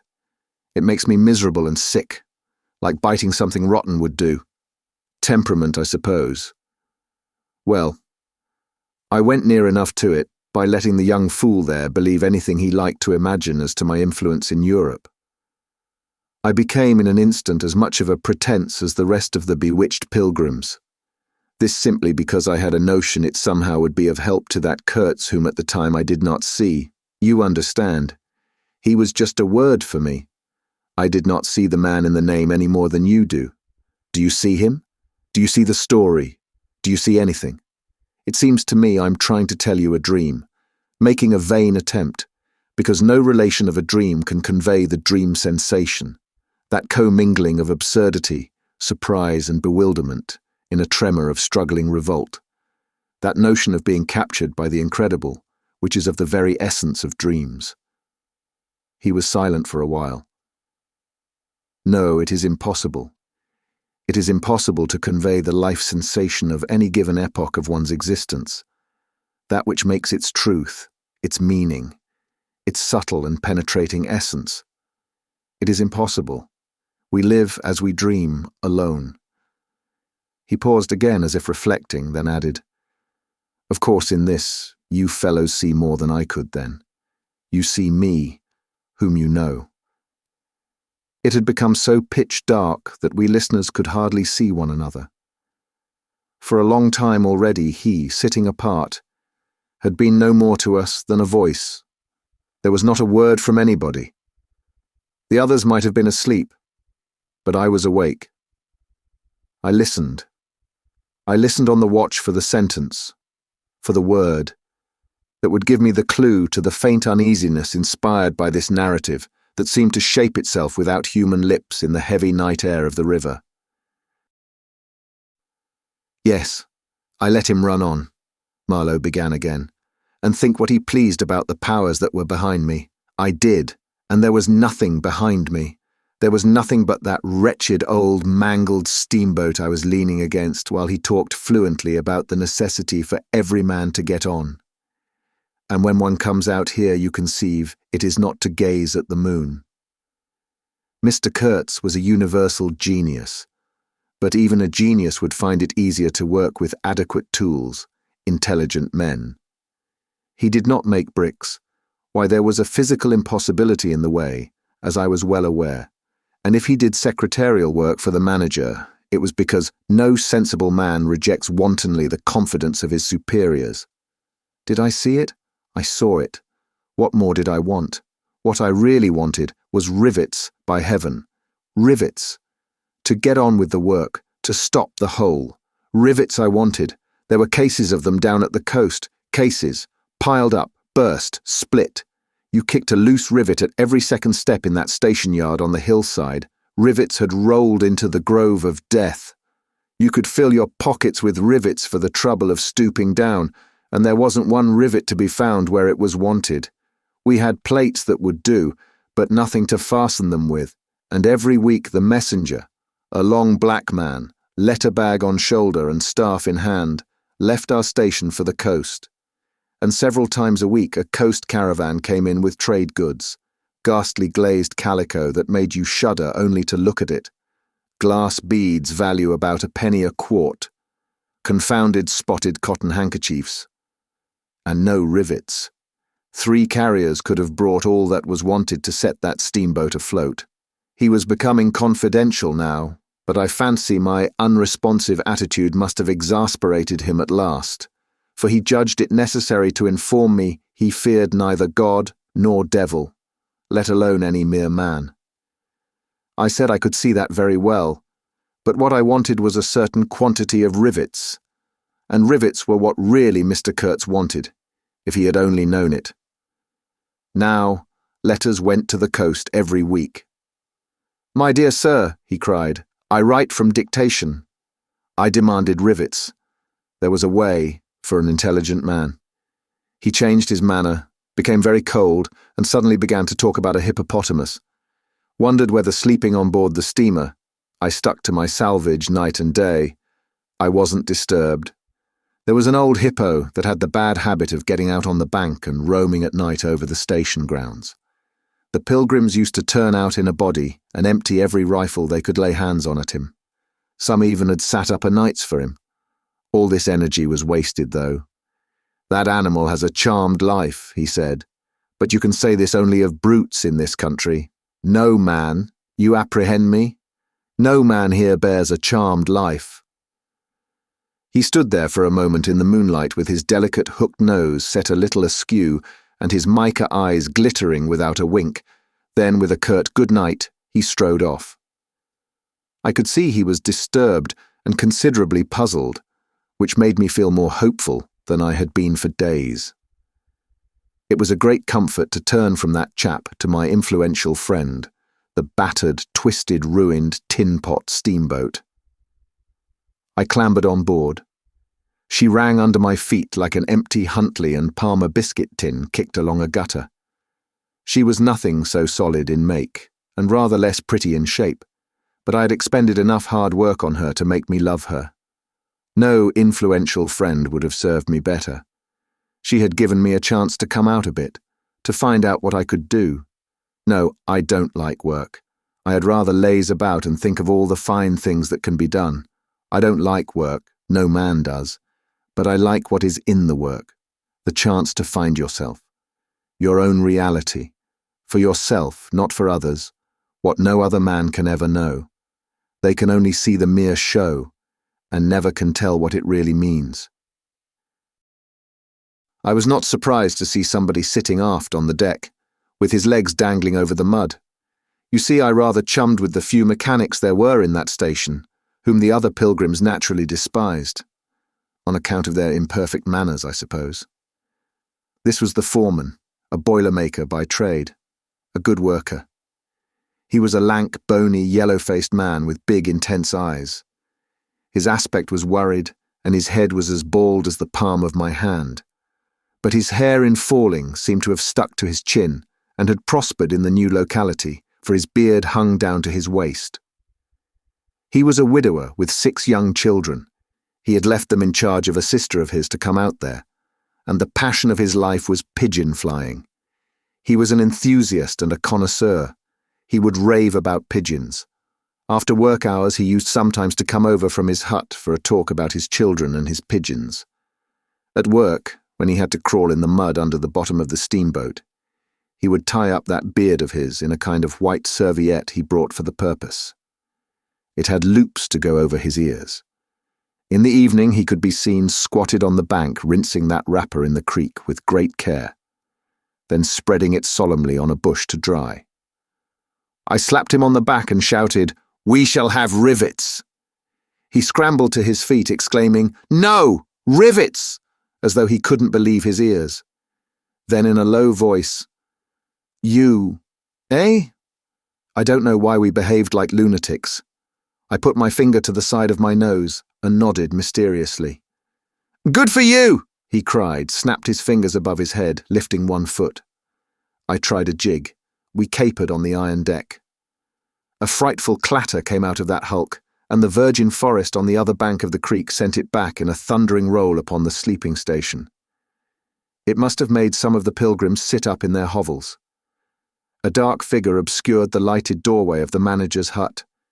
Vanished. Then, a second or so after, the doorway itself vanished too. We stopped, and the silence driven away by the stamping of our feet flowed back again from the recesses of the land. The great wall of vegetation, an exuberant and entangled mass of trunks, branches, leaves, boughs, festoons, motionless in the moonlight, was like a rioting invasion of soundless life, a rolling wave of plants piled up, crested, ready to topple over the creek, to sweep every little man of us out of his little existence. And it moved not. A deadened burst of mighty splashes and snorts reached us from afar, as though an ichthyosaurus had been taking a bath of glitter in the great river. "After all," said the boilermaker in a reasonable tone, "why shouldn't we get the rivets?" Why not indeed? I did not know of any reason why we shouldn't. "They'll come in 3 weeks," I said confidently. But they didn't. Instead of rivets, there came an invasion, an infliction, a visitation. It came in sections during the next 3 weeks, each section headed by a donkey carrying a white man in new clothes and tan shoes, bowing from that elevation right and left to the impressed pilgrims. A quarrelsome band of footsore, sulky blacks trod on the heels of the donkey. A lot of tents, camp stools, tin boxes, white cases, brown bales would be shot down in the courtyard, and the air of mystery would deepen a little over the muddle of the station. 5 such installments came, with their absurd air of disorderly flight, with the loot of innumerable outfit shops and provision stores, that one would think they were lugging after a raid into the wilderness for equitable division. It was an inextricable mess of things decent in themselves, but that human folly made look like the spoils of thieving. This devoted band called itself the El Dorado Exploring Expedition, and I believe they were sworn to secrecy. Their talk, however, was the talk of sordid buccaneers. It was reckless without hardihood, greedy without audacity, and cruel without courage. There was not an atom of foresight or of serious intention in the whole batch of them, and they did not seem aware these things are wanted for the work of the world. To tear treasure out of the bowels of the land was their desire, with no more moral purpose at the back of it than there is in burglars breaking into a safe. Who paid the expenses of the noble enterprise, I don't know, but the uncle of our manager was leader of that lot. In exterior, he resembled a butcher in a poor neighborhood, and his eyes had a look of sleepy cunning. He carried his fat paunch with ostentation on his short legs, and during the time his gang infested the station, spoke to no one but his nephew. You could see these two roaming about all day long, with their heads close together in an everlasting confab. I had given up worrying myself about the rivets. One's capacity for that kind of folly is more limited than you would suppose. I said hang, and let things slide. I had plenty of time for meditation, and now and then I would give some thought to Kurtz. I wasn't very interested in him, no. Still, I was curious to see whether this man, who had come out equipped with moral ideas of some sort, would climb to the top after all, and how he would set about his work when there. Chapter 2. One evening as I was lying flat on the deck of my steamboat, I heard voices approaching, and there were the nephew and the uncle strolling along the bank. I laid my head on my arm again, and had nearly lost myself in a doze, when somebody said in my ear, as it were, "I am as harmless as a little child, but I don't like to be dictated to. Am I the manager, or am I not?" I was ordered to send him there. It's incredible. I became aware that the two were standing on the shore, alongside the forepart of the steamboat, just below my head. I did not move. It did not occur to me to move. I was sleepy. "It is unpleasant," grunted the uncle. "He has asked the administration to be sent there," said the other, with the idea of showing what he could do, and I was instructed accordingly. Look at the influence that man must have. Is it not frightful? They both agreed it was frightful, then made several bizarre remarks. Make rain and fine weather, one man, the council, by the nose. Bits of absurd sentences that got the better of my drowsiness, so that I had pretty near the whole of my wits about me when the uncle said, "The climate may do away with this difficulty for you." "Is he alone there?" "Yes," answered the manager. He sent his assistant down the river with a note to me in these terms: "Clear this poor devil out of the country and don't bother sending more of that sort. I had rather be alone than have the kind of men you can dispose of with me. It was more than a year ago. Can you imagine such impudence?" "Anything since then?" asked the other hoarsely. "Ivory," jerked the nephew. "Lots of it, prime sort, lots, most annoying from him." "And with that?" questioned the heavy rumble. "Invoice," was the reply, fired out, so to speak. Then silence. They had been talking about Kurtz. I was broad awake by this time, but, lying perfectly at ease, remained still, having no inducement to change my position. "How did that ivory come all this way?" growled the elder man, who seemed very vexed. The other explained that it had come with a fleet of canoes in charge of an English half-caste clerk Kurtz had with him, that Kurtz had apparently intended to return himself, the station being by that time bare of goods and stores, but after coming 300 miles, had suddenly decided to go back, which he started to do alone in a small dugout with 4 paddlers, leaving the half-caste to continue down the river with the ivory. The two fellows there seemed astounded at anybody attempting such a thing. They were at a loss for an adequate motive. As to me, I seemed to see Kurtz for the first time. It was a distinct glimpse. The dugout, 4 paddling savages, and the lone white man turning his back suddenly on the headquarters, on relief, on thoughts of home, perhaps, setting his face towards the depths of the wilderness, towards his empty and desolate station. I did not know the motive. Perhaps he was just simply a fine fellow who stuck to his work for its own sake. His name, you understand, had not been pronounced once. He was that man. The half-caste, who, as far as I could see, had conducted a difficult trip with great prudence and pluck, was invariably alluded to as that scoundrel. The scoundrel had reported that the man had been very ill, had recovered imperfectly. The two below me moved away then a few paces and strolled back and forth at some little distance. I heard, "Military post, doctor, 200 miles. Quite alone now, unavoidable delays, 9 months, no news, strange rumours." They approached again, just as the manager was saying, "No one, as far as I know, unless a species of wandering trader, a pestilential fellow snapping ivory from the natives." Who was it they were talking about now? I gathered in snatches that this was some man supposed to be in Kurtz's district, and of whom the manager did not approve. We will not be free from unfair competition till one of these fellows is hanged for an example, he said. Certainly, grunted the other. Get him hanged. Why not? Anything can be done in this country. That's what I say. Nobody here, you understand here, can endanger your position. And why? You stand the climate.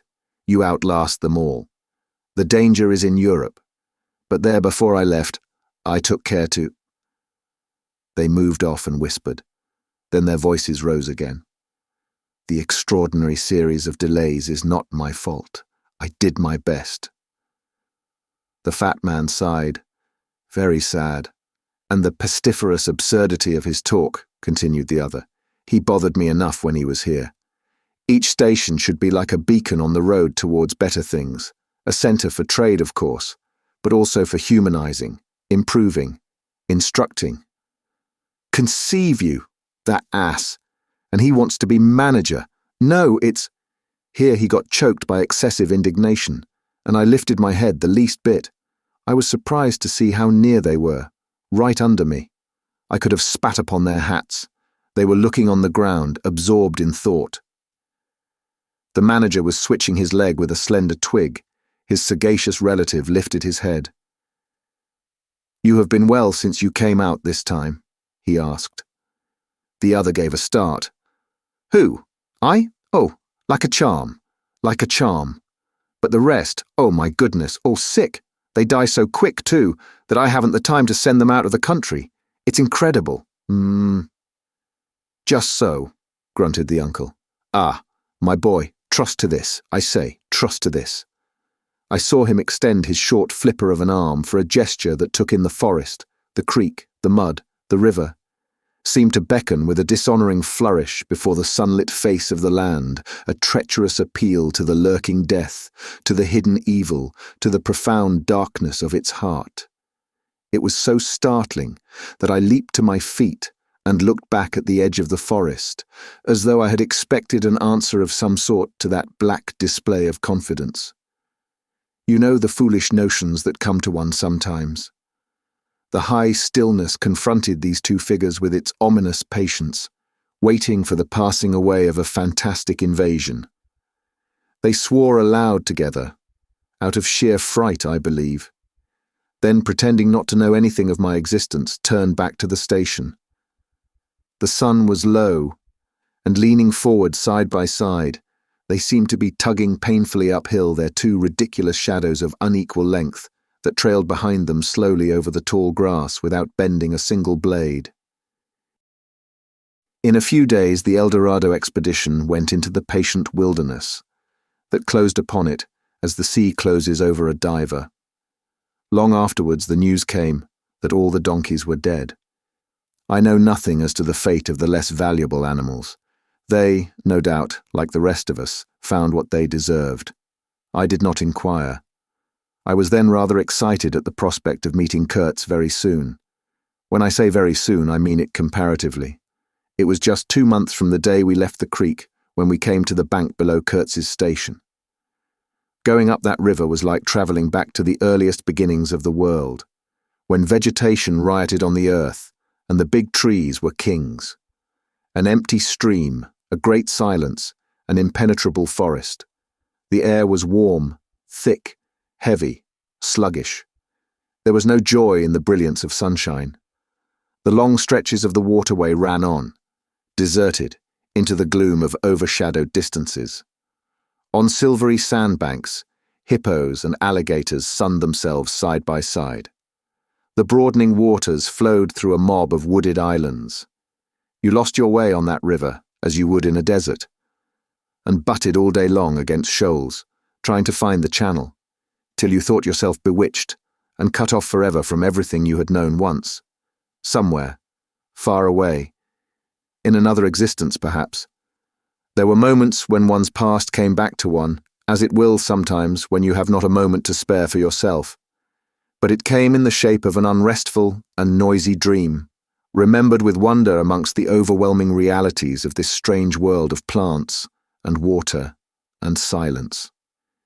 And this stillness of life did not in the least resemble a peace. It was the stillness of an implacable force brooding over an inscrutable intention. It looked at you with a vengeful aspect. I got used to it afterwards. I did not see it anymore. I had no time. I had to keep guessing at the channel. I had to discern, mostly by inspiration, the signs of hidden banks.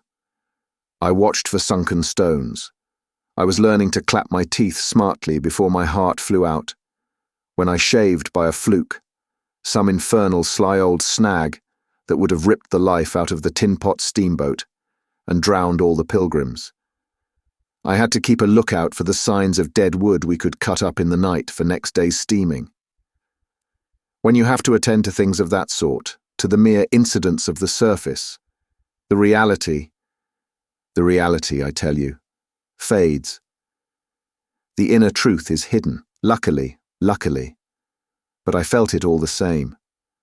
I felt often its mysterious stillness watching me at my monkey tricks, just as it watches you fellows performing on your respective tightropes for, what is it, £0.50 a tumble. Try to be civil, Marlow, growled a voice, and I knew there was at least one listener awake besides myself. I beg your pardon. I forgot the heartache which makes up the rest of the price. And indeed, what does the price matter if the trick be well done? You do your tricks very well. And I didn't do badly either, since I managed not to sink that steamboat on my first trip. It's a wonder to me yet. Imagine a blindfolded man set to drive a van over a bad road. I sweated and shivered over that business considerably, I can tell you. After all, for a seaman, to scrape the bottom of the thing that's supposed to float all the time under his care is the unpardonable sin. No one may know of it, but you never forget the thump, eh? A blow on the very heart. You remember it, you dream of it, you wake up at night and think of it, years after, and go hot and cold all over. I don't pretend to say that steamboat floated all the time. More than once she had to wade for a bit, with 20 cannibals splashing around and pushing. We had enlisted some of these chaps on the way for a crew. Fine fellows, cannibals, in their place. They were men one could work with, and I am grateful to them. And after all, they did not eat each other before my face. They had brought along a provision of hippo meat which went rotten, and made the mystery of the wilderness stink in my nostrils. Phoo, I can sniff it now. I had the manager on board, and 3 or 4 pilgrims with their staves, all complete.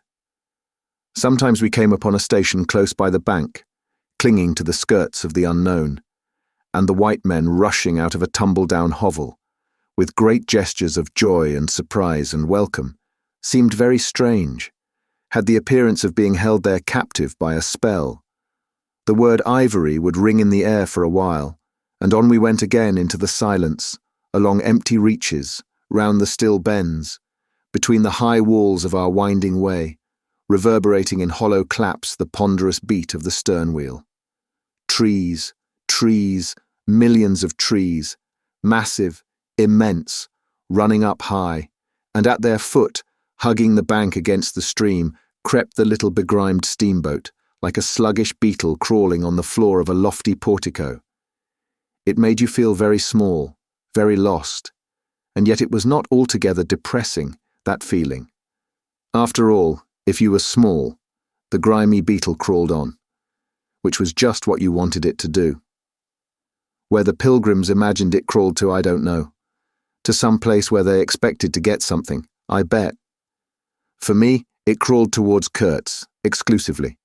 But when the steam pipes started leaking, we crawled very slow. The reaches opened before us and closed behind, as if the forest had stepped leisurely across the water to bar the way for our return. We penetrated deeper and deeper into the heart of darkness. It was very quiet there. At night sometimes the roll of drums behind the curtain of trees would run up the river and remain sustained faintly, as if hovering in the air high over our heads till the first break of day. Whether it meant war, peace, or prayer, we could not tell. The dawns were heralded by the descent of a chill stillness. The woodcutters slept, their fires burned low. The snapping of a twig would make you start. We were wanderers on a prehistoric earth, on an earth that wore the aspect of an unknown planet. We could have fancied ourselves the first of men taking possession of an accursed inheritance, to be subdued at the cost of profound anguish and of excessive toil.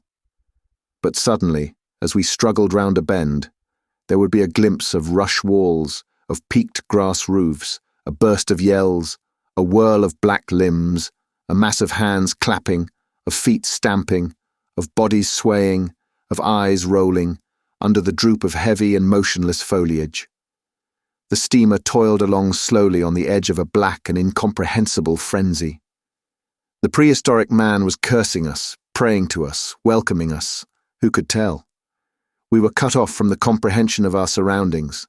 We glided past like phantoms, wondering and secretly appalled, as sane men would be before an enthusiastic outbreak in a madhouse. We could not understand because we were too far, and could not remember because we were travelling in the night of first ages, of those ages that are gone, leaving hardly a sign, and no memories.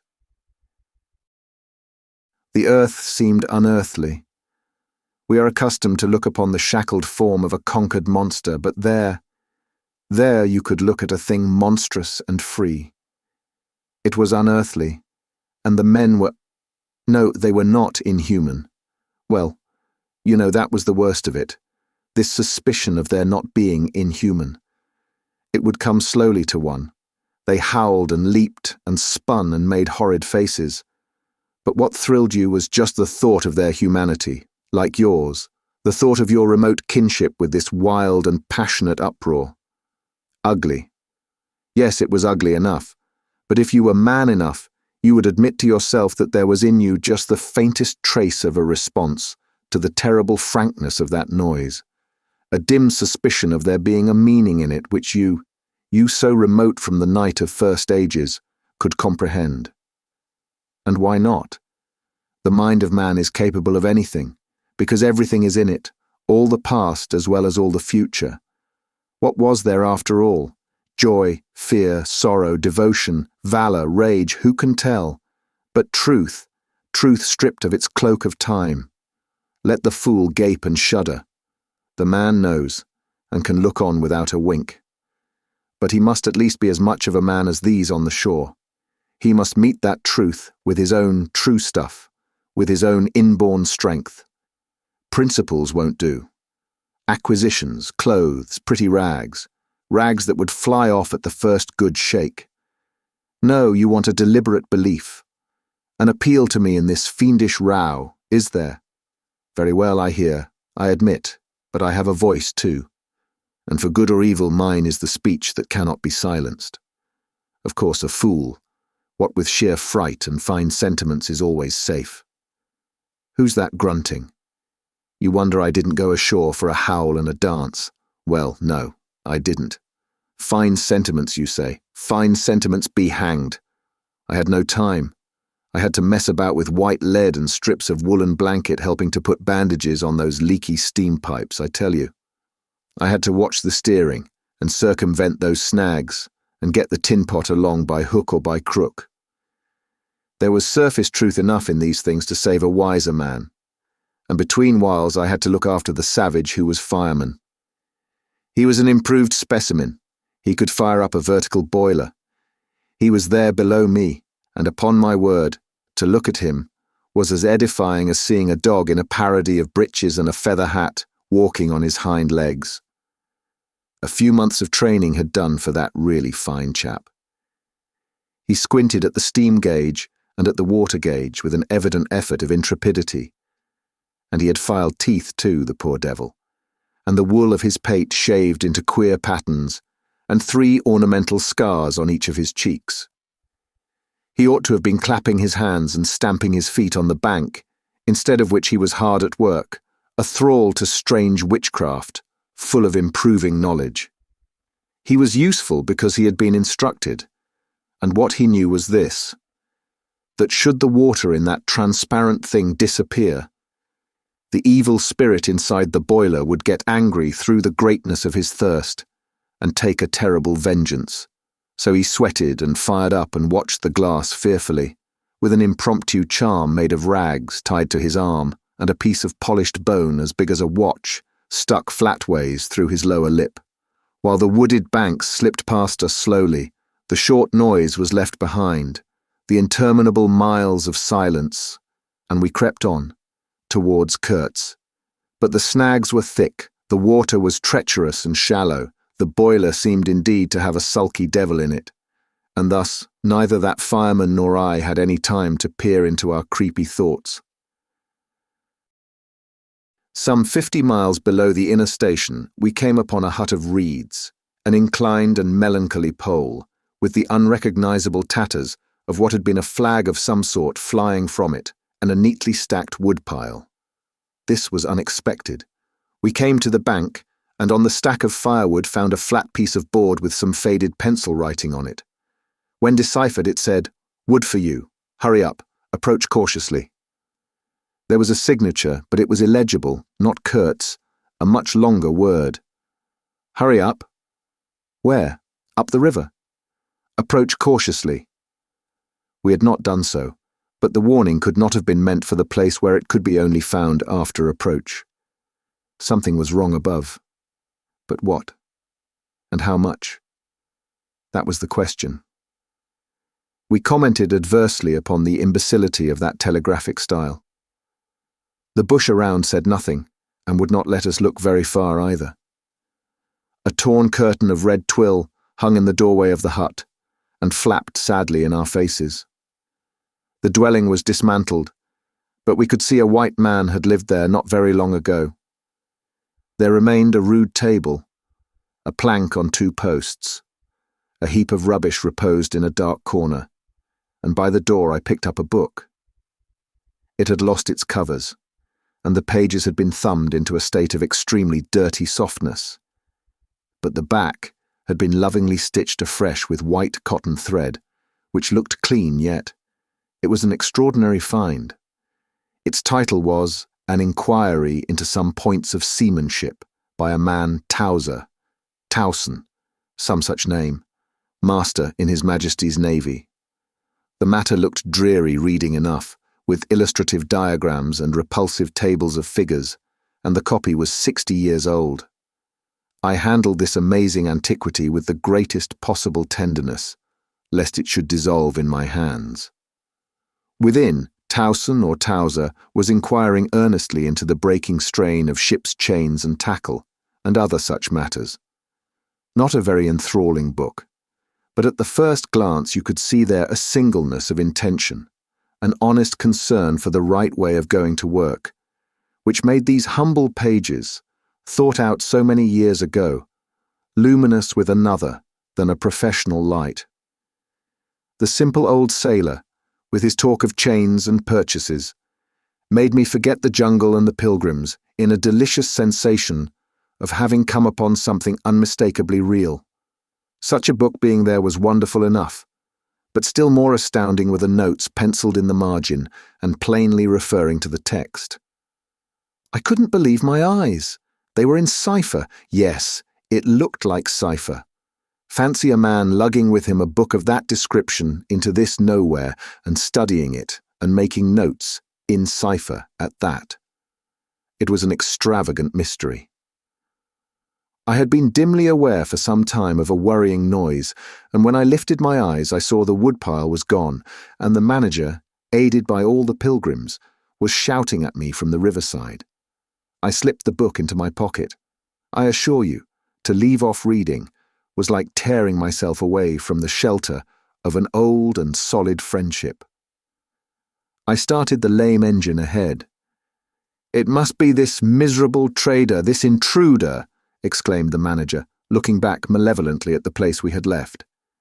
"He must be English," I said.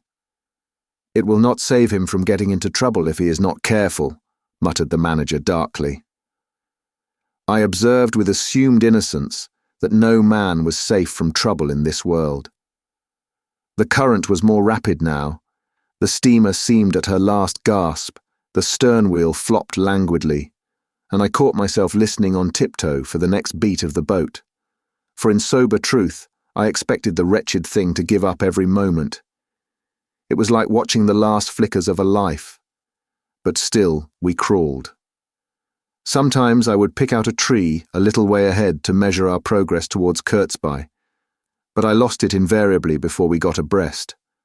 To keep the eyes so long on one thing was too much for human patience. The manager displayed a beautiful resignation.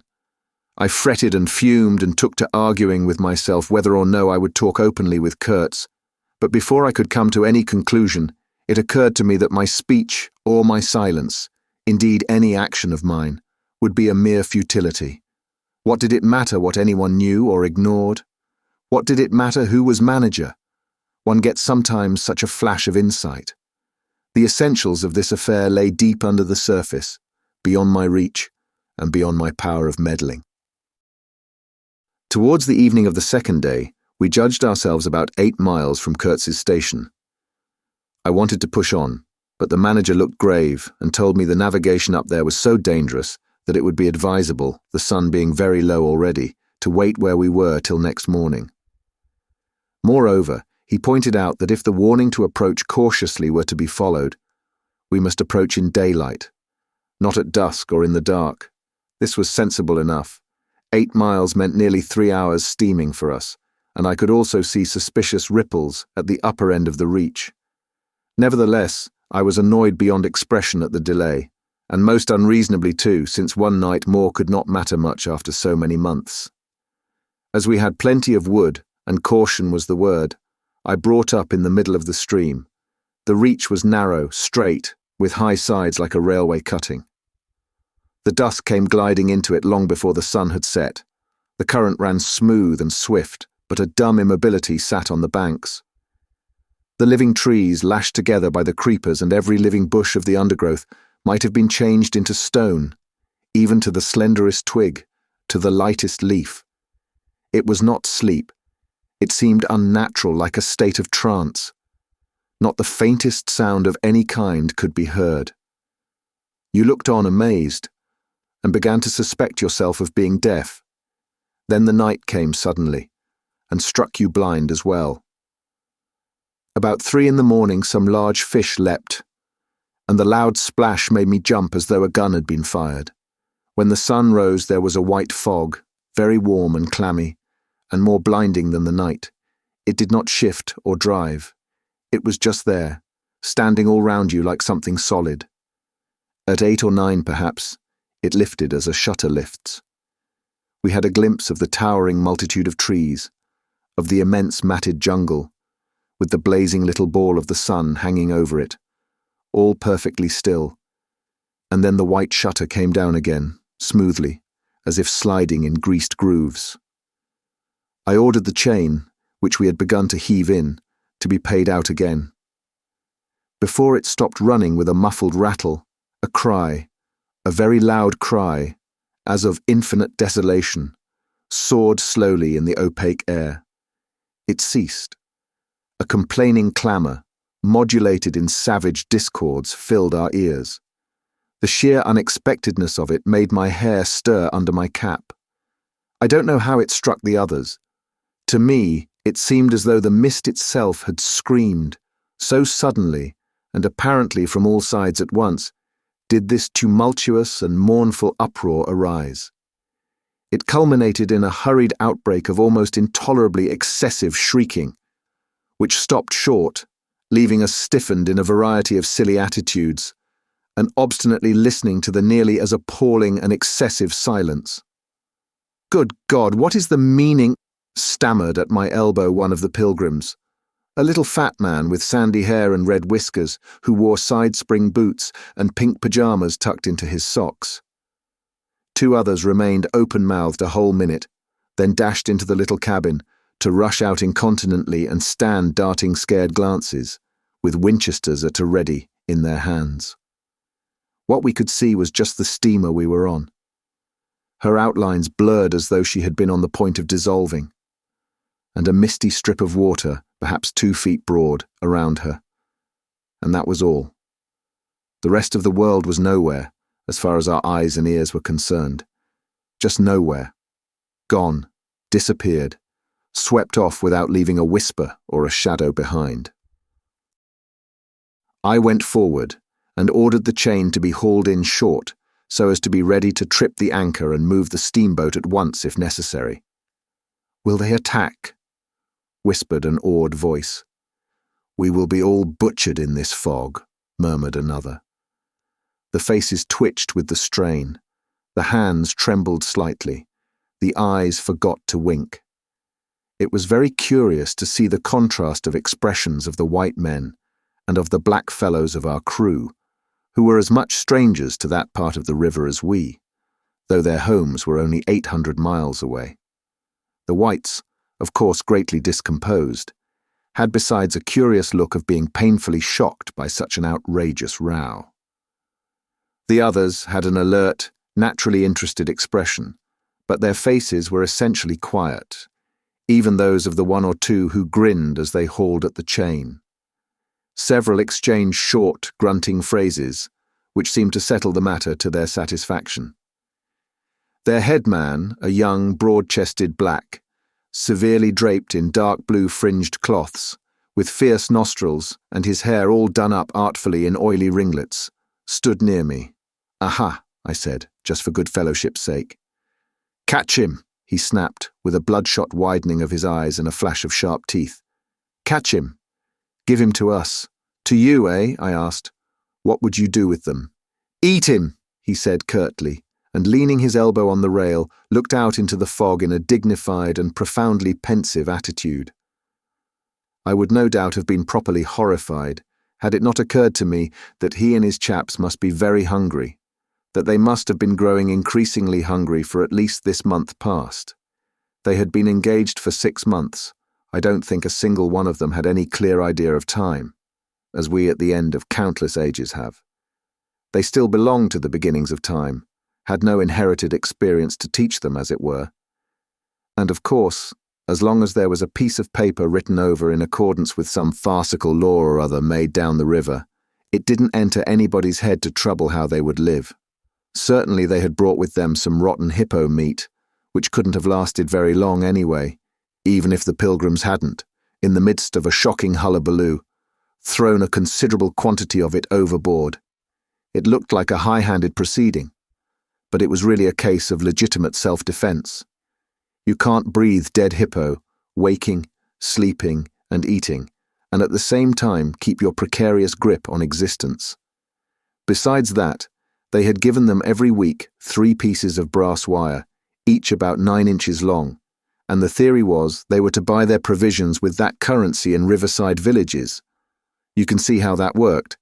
There were either no villages, or the people were hostile, or the director, who like the rest of us fed out of tins, with an occasional old he-goat thrown in, didn't want to stop the steamer for some more or less recondite reason. So, unless they swallowed the wire itself, or made loops of it to snare the fishes with, I don't see what good their extravagant salary could be to them. I must say it was paid with a regularity worthy of a large and honourable trading company. For the rest, the only thing to eat, though it didn't look eatable in the least, I saw in their possession was a few lumps of some stuff like half-cooked dough, of a dirty lavender colour they kept wrapped in leaves, and now and then swallowed a piece of, but so small that it seemed done more for the looks of the thing than for any serious purpose of sustenance. Why in the name of all the gnawing devils of hunger they didn't go for us? They were 30 to 5. And have a good tuck-in for once amazes me now when I think of it. They were big, powerful men, with not much capacity to weigh the consequences, with courage, with strength, even yet, though their skins were no longer glossy and their muscles no longer hard. And I saw that something restraining, one of those human secrets that baffle probability, had come into play there.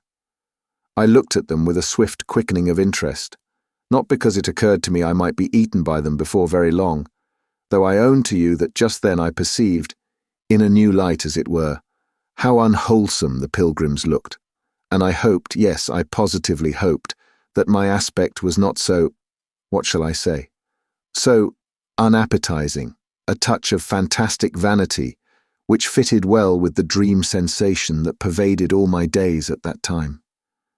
Perhaps I had a little fever too. One can't live with one's finger everlastingly on one's pulse. I had often a little fever, or a little touch of other things, the playful paw strokes of the wilderness, the preliminary trifling before the more serious onslaught which came in due course. Yes, I looked at them as you would on any human being, with a curiosity of their impulses, motives, capacities, weaknesses, when brought to the test of an inexorable physical necessity. Restraint. What possible restraint? Was it superstition, disgust, patience, fear, or some kind of primitive honor? No fear can stand up to hunger. No patience can wear it out. Disgust simply does not exist where hunger is. And as to superstition, beliefs, and what you may call principles, they are less than chaff in a breeze. Don't you know the devilry of lingering starvation, its exasperating torment, its black thoughts, its somber and brooding ferocity? Well, I do. It takes a man all his inborn strength to fight hunger properly. It's really easier to face bereavement, dishonor, and the perdition of one's soul than this kind of prolonged hunger. Sad, but true. And these chaps, too, had no earthly reason for any kind of scruple. Restraint. I would just as soon have expected restraint from a hyena prowling amongst the corpses of a battlefield. But there was the fact facing me, the fact dazzling to be seen, like the foam on the depths of the sea, like a ripple on an unfathomable enigma, a mystery greater, when I thought of it, than the curious, inexplicable note of desperate grief in this savage clamour that had swept by us on the river bank behind the blind whiteness of the fog. Two pilgrims were quarrelling in hurried whispers as to which bank. Left. No, no. How can you? Right, of course. It is very serious, said the manager's voice behind me. I would be desolated if anything should happen to Mr. Kurtz before we came up. I looked at him, and had not the slightest doubt he was sincere. He was just the kind of man who would wish to preserve appearances. That was his restraint. But when he muttered something about going on at once, I did not even take the trouble to answer him. I knew, and he knew, that it was impossible. Were we to let go our hold of the bottom, we would be absolutely in the air, in space. We wouldn't be able to tell where we were going to, whether up or downstream or across, till we fetched against one bank or the other, and then we wouldn't know at first which it was. Of course I made no move. I had no mind for a smash-up. You couldn't imagine a more deadly place for a shipwreck.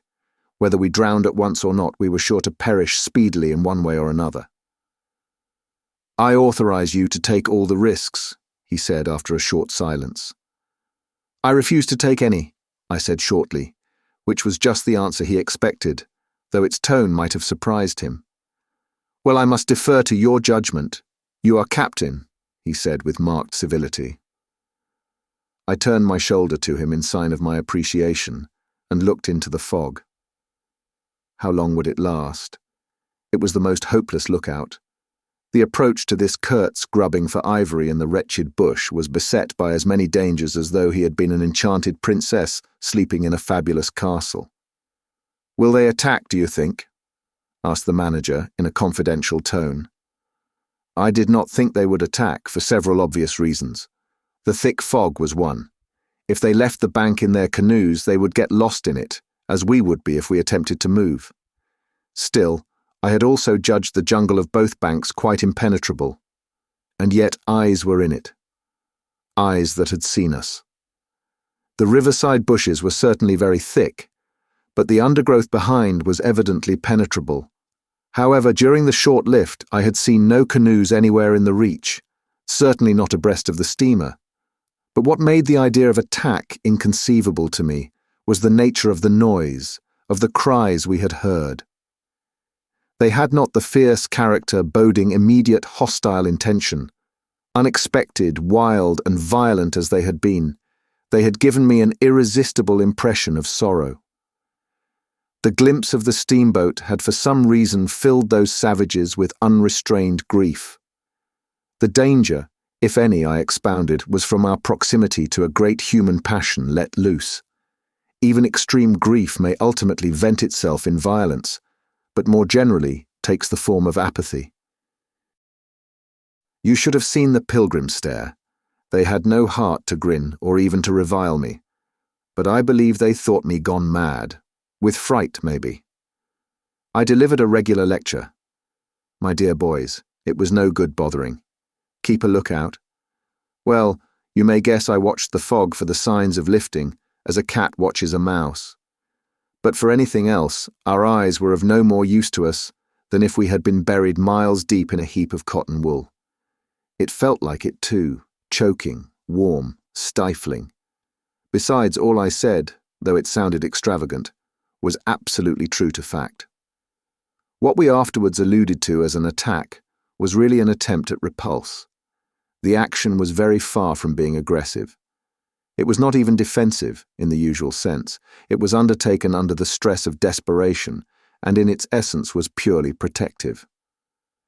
It developed itself, I should say, 2 hours after the fog lifted, and its commencement was at a spot, roughly speaking, about 1.5 miles below Kurtz's station. We had just floundered and flopped round a bend, when I saw an islet, a mere grassy hummock of bright green, in the middle of the stream. It was the only thing of the kind, but as we opened the reach more, I perceived it was the head of a long sandbank, or rather of a chain of shallow patches stretching down the middle of the river. They were discoloured, just awash, and the whole lot was seen just under the water, exactly as a man's backbone is seen running down the middle of his back under the skin. Now, as far as I did see, I could go to the right or to the left of this. I didn't know either channel, of course. The banks looked pretty well alike. The depth appeared the same. But as I had been informed the station was on the west side, I naturally headed for the western passage. No sooner had we fairly entered it than I became aware it was much narrower than I had supposed. To the left of us there was the long, uninterrupted shoal, and to the right a high, steep bank heavily overgrown with bushes. Above the bush the trees stood in serried ranks. The twigs overhung the current thickly, and from distance to distance a large limb of some tree projected rigidly over the stream. It was then well on in the afternoon. The face of the forest was gloomy, and a broad strip of shadow had already fallen on the water. In this shadow we steamed up, very slowly, as you may imagine. I sheered her well inshore, the water being deepest near the bank, as the sounding pole informed me. One of my hungry and forbearing friends was sounding in the bows just below me. This steamboat was exactly like a decked scow. On the deck, there were 2 little teakwood houses with doors and windows. The boiler was in the fore end, and the machinery right astern. Over the whole there was a light roof supported on stanchions. The funnel projected through that roof, and in front of the funnel a small cabin built of light planks served for a pilot house. It contained a couch, 2 camp stools, a loaded Martini Henry leaning in one corner, a tiny table, and the steering wheel. It had a wide door in front and a broad shutter at each side. All these were always thrown open, of course. I spent my days perched up there on the extreme fore end of that roof, before the door. At night I slept, or tried to, on the couch. An athletic black belonging to some coast tribe and educated by my poor predecessor was the helmsman. He sported a pair of brass earrings, wore a blue cloth wrapper from the waist to the ankles, and thought all the world of himself. He was the most unstable kind of fool I had ever seen. He steered with no end of a swagger while you were by, but if he lost sight of you, he became instantly the prey of an abject funk, and would let that cripple of a steamboat get the upper hand of him in a minute. I was looking down at the sounding pole, and feeling much annoyed to see at each try a little more of it stick out of that river, when I saw my poleman give up on the business suddenly, and stretch himself flat on the deck, without even taking the trouble to haul his pole in. He kept hold on it, though, and it trailed in the water. At the same time, the fireman, whom I could also see below me, sat down abruptly before his furnace and ducked his head. I was amazed. Then I had to look at the river mighty quick, because there was a snag in the fairway. Little sticks were flying about, thick.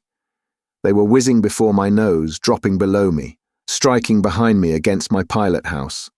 All this time the river, the shore, the woods were very quiet, perfectly quiet. I could only hear the heavy splashing thump of the stern wheel and the patter of these things. We cleared the snag clumsily. Arrows, by Jove! We were being shot at. I stepped in quickly to close the shutter on the land side. That fool helmsman, his hands on the spokes, was lifting his knees high, stamping his feet, champing his mouth like a reined-in horse. Confound him! And we were staggering within 10 feet of the bank. I had to lean right out to swing the heavy shutter, and I saw a face amongst the leaves on the level with my own, looking at me very fierce and steady. And then suddenly, as though a veil had been removed from my eyes, I made out deep in the tangled gloom, naked breasts, arms, legs, glaring eyes. The bush was swarming with human limbs in movement, glistening of bronze colour. The twigs shook, swayed and rustled. The arrows flew out of them, and then the shutter came to. "Steer her straight," I said to the helmsman. He held his head rigid, face forward, but his eyes rolled. He kept on lifting and setting down his feet gently. His mouth foamed a little. "Keep quiet," I said in a fury. I might just as well have ordered a tree not to sway in the wind. I darted out. Below me there was a great scuffle of feet on the iron deck, confused exclamations. A voice screamed, "Can you turn back?" I caught sight of a V-shaped ripple on the water ahead. What? Another snag. A fusillade burst out under my feet. The pilgrims had opened with their Winchesters, and were simply squirting lead into that bush. A deuce of a lot of smoke came up and drove slowly forward. I swore at it. Now I couldn't see the ripple or the snag either. I stood in the doorway, peering, and the arrows came in swarms. They might have been poisoned, but they looked as though they wouldn't kill a cat. The bush began to howl. Our woodcutters raised a warlike whoop. The report of a rifle just at my back deafened me. I glanced over my shoulder, and the pilot house was yet full of noise and smoke when I made a dash at the wheel. The fool black had dropped everything, to throw the shutter open and let off that Martini Henry. He stood before the wide opening, glaring, and I yelled at him to come back, while I straightened the sudden twist out of that steamboat. There was no room to turn even if I'd wanted to. The snag was somewhere very near ahead in that confounded smoke. There was no time to lose, so I just crowded her into the bank, right into the bank, where I knew the water was deep. We tore slowly along the overhanging bushes in a whirl of broken twigs and flying leaves. The fusillade below stopped short, as I had foreseen it would when the squirts got empty. I threw my head back to a glinting whiz that traversed the pilot house, in at one shutter hole and out at the other. Looking past that mad helmsman, who was shaking the empty rifle and yelling at the shore, I saw vague forms of men running bent double, leaping, gliding, distinct, incomplete, evanescent. Something big appeared in the air before the shutter.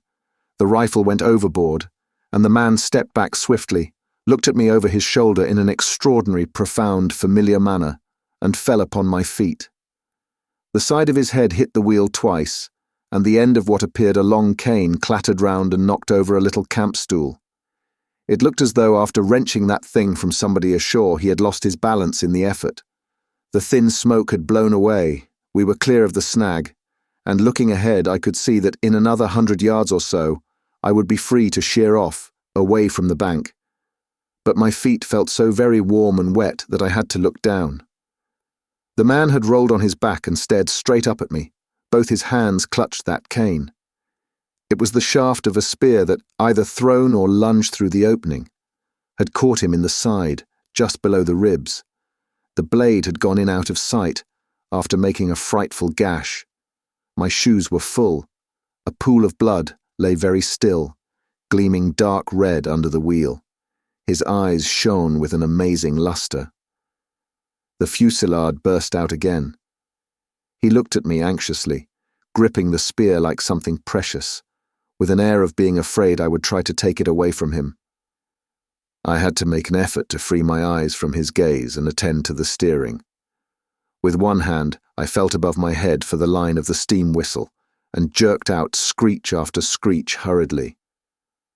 The tumult of angry and warlike yells was checked instantly, and then from the depths of the woods went out such a tremulous and prolonged wail of mournful fear and utter despair as may be imagined to follow the flight of the last hope from the earth. There was a great commotion in the bush. The shower of arrows stopped, a few dropping shots rang out sharply. Then silence, in which the languid beat of the stern wheel came plainly to my ears. I put the helm hard a starboard at the moment when the pilgrim in pink pyjamas, very hot and agitated, appeared in the doorway. "The manager sends me," he began in an official tone, and stopped short. "Good God," he said, glaring at the wounded man. We two whites stood over him, and his lustrous and inquiring glance enveloped us both. I declare it looked as though he would presently put to us some questions in an understandable language. But he died without uttering a sound, without moving a limb, without twitching a muscle. Only in the very last moment, as though in response to some sign we could not see, to some whisper we could not hear, he frowned heavily, and that frown gave to his black death mask an inconceivably sombre, brooding, and menacing expression. The lustre of inquiring glance faded swiftly into vacant glassiness. "Can you steer?" I asked the agent eagerly. He looked very dubious, but I made a grab at his arm, and he understood at once I meant him to steer whether or no. To tell you the truth, I was morbidly anxious to change my shoes and socks. "He is dead," murmured the fellow, immensely impressed. "No doubt about it," said I, tugging like mad at the shoelaces. "And by the way, I suppose Mr. Kurtz is dead as well by this time." For the moment that was the dominant thought. There was a sense of extreme disappointment, as though I had found out I'd been striving after something altogether without a substance. I couldn't have been more disgusted if I had travelled all this way for the sole purpose of talking with Mr. Kurtz. I flung one shoe overboard and became aware that that was exactly what I had been looking forward to. A talk with Kurtz. I made the strange discovery that I had never imagined him as doing, but as discoursing. I didn't say to myself, "Now I will never see him," or "Now I will never shake him by the hand," but "Now I will never hear him." The man presented himself as a voice. Not, of course, that I did not connect him with some sort of action. Hadn't I been told in all the tones of jealousy and admiration that he had collected, bartered, swindled, or stolen more ivory than all the other agents together? That was not the point. The point was in his being a gifted creature, and that of all his gifts, the one that stood out preeminently, that carried with it a sense of real presence, was his ability to talk, his words, the gift of expression, the bewildering, the illuminating, the most exalted and the most contemptible, the pulsating stream of light, or the deceitful flow from the heart of an impenetrable darkness. The other shoe went flying unto the devil god of that river. I thought, by Jove, it's all over. We are too late, he has vanished. The gift has vanished by means of some spear, arrow, or club. I will never hear that chap speak after all. And my sorrow had a startling extravagance of emotion, even such as I had noticed in the howling sorrow of these savages in the bush. I couldn't have felt more of lonely desolation somehow, had I been robbed of a belief or had missed my destiny in life. Why do you sigh in this beastly way, somebody? Absurd? Well, absurd. Good Lord, mustn't a man ever? Here, give me some tobacco. There was a pause of profound stillness, then a match flared, and Marlow's lean face appeared, worn, hollow, with downward folds and dropped eyelids, with an aspect of concentrated attention.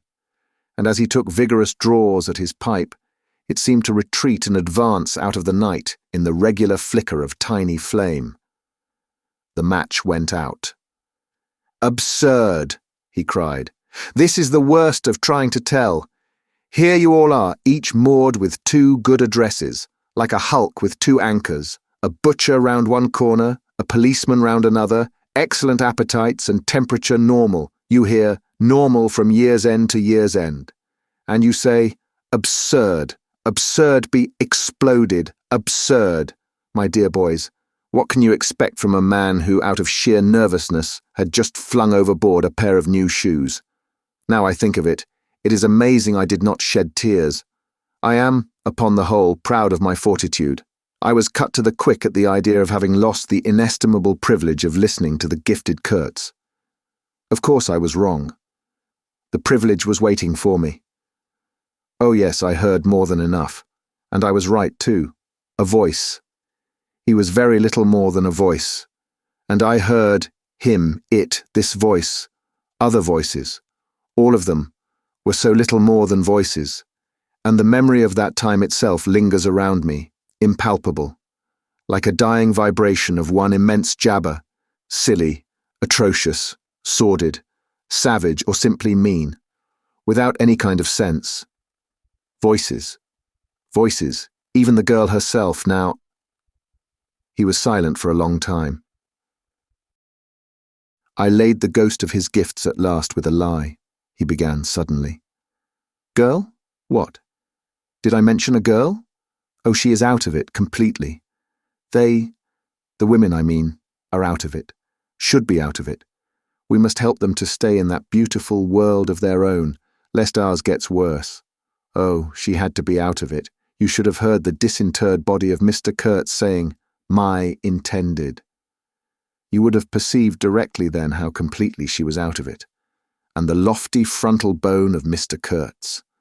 They say the hair goes on growing sometimes, but this, specimen, was impressively bald. The wilderness had patted him on the head, and behold, it was like a ball, an ivory ball. It had caressed him, and lo, he had withered. It had taken him, loved him, embraced him, got into his veins, consumed his flesh, and sealed his soul to its own by the inconceivable ceremonies of some devilish initiation. He was its spoiled and pampered favourite. Ivory? I should think so. Heaps of it, stacks of it. The old mud shanty was bursting with it. You would think there was not a single tusk left either above or below the ground in the whole country. Mostly fossil, the manager had remarked disparagingly. It was no more fossil than I am, but they call it fossil when it is dug up. It appears these black men do bury the tusks sometimes, but evidently they couldn't bury this parcel deep enough to save the gifted Mr. Kurtz from his fate. We filled the steamboat with it, and had to pile a lot on the deck. Thus he could see and enjoy as long as he could see, because the appreciation of this favour had remained with him to the last. You should have heard him say, "My ivory." Oh yes, I heard him. My intended, my ivory, my station, my river, my... Everything belonged to him. It made me hold my breath in expectation of hearing the wilderness burst into a prodigious peal of laughter that would shake the fixed stars in their places. Everything belonged to him, but that was a trifle. The thing was to know what he belonged to, how many powers of darkness claimed him for their own. That was the reflection that made you creepy all over. It was impossible. It was not good for one either, trying to imagine. He had taken a high seat amongst the devils of the land. I mean literally. You can't understand. How could you? With solid pavement under your feet, surrounded by kind neighbours, ready to cheer you or to fall on you, stepping delicately between the butcher and the policeman, in the holy terror of scandal and gallows and lunatic asylums. How can you imagine what particular region of the first ages a man's untrammelled feet may take him into by the way of solitude, utter solitude without a policeman, by the way of silence, utter silence, where no warning voice of a kind neighbour can be heard whispering of public opinion? These little things make all the great difference. When they are gone, you must fall back upon your own innate strength, upon your own capacity for faithfulness. Of course, you may be too much of a fool to go wrong, too dull even to know you are being assaulted by the powers of darkness. I take it no fool ever made a bargain for his soul with the devil. The fool is too much of a fool, or the devil too much of a devil. I don't know which. Or you may be such a thunderingly exalted creature as to be altogether deaf and blind to anything but heavenly sights and sounds. Then the earth for you is only a standing place. And whether to be like this is your loss or your gain, I won't pretend to say. But most of us are neither one nor the other. The earth for us is a place to live in, where we must put up with sights, with sounds, with smells too, by Jove. Breathe dead hippo, so to speak, and not be contaminated. And there, don't you see, your strength comes in, the faith in your ability for the digging of unostentatious holes to bury the stuff in, your power of devotion, not to yourself, but to an obscure, back-breaking business. And that's difficult enough. Mind, I'm not trying to excuse or even explain. I am trying to account to myself for Mr. Kurtz, for the shade of Mr. Kurtz. This initiated wraith from the back of nowhere honoured me with its amazing confidence before it vanished altogether. This was because it could speak English to me. The original Kurtz had been educated partly in England and, as he was good enough to say himself, his sympathies were in the right place. His mother was half English, his father was half French. All Europe contributed to the making of Kurtz, and by I learned that, most appropriately, the International Society for the Suppression of Savage Customs had entrusted him with the making of a report for its future guidance. And he had written it too. I've seen it, I've read it. It was eloquent, vibrating with eloquence, but too high-strung, I think. 17 pages of close writing he had found time for. But this must have been before his, let us say, nerves went wrong and caused him to preside at certain midnight dances ending with unspeakable rites, which, as far as I reluctantly gathered from what I heard at various times, were offered up to him. Do you understand? To Mr. Kurtz himself. But it was a beautiful piece of writing. The opening paragraph, however, in the light of later information, strikes me now as ominous.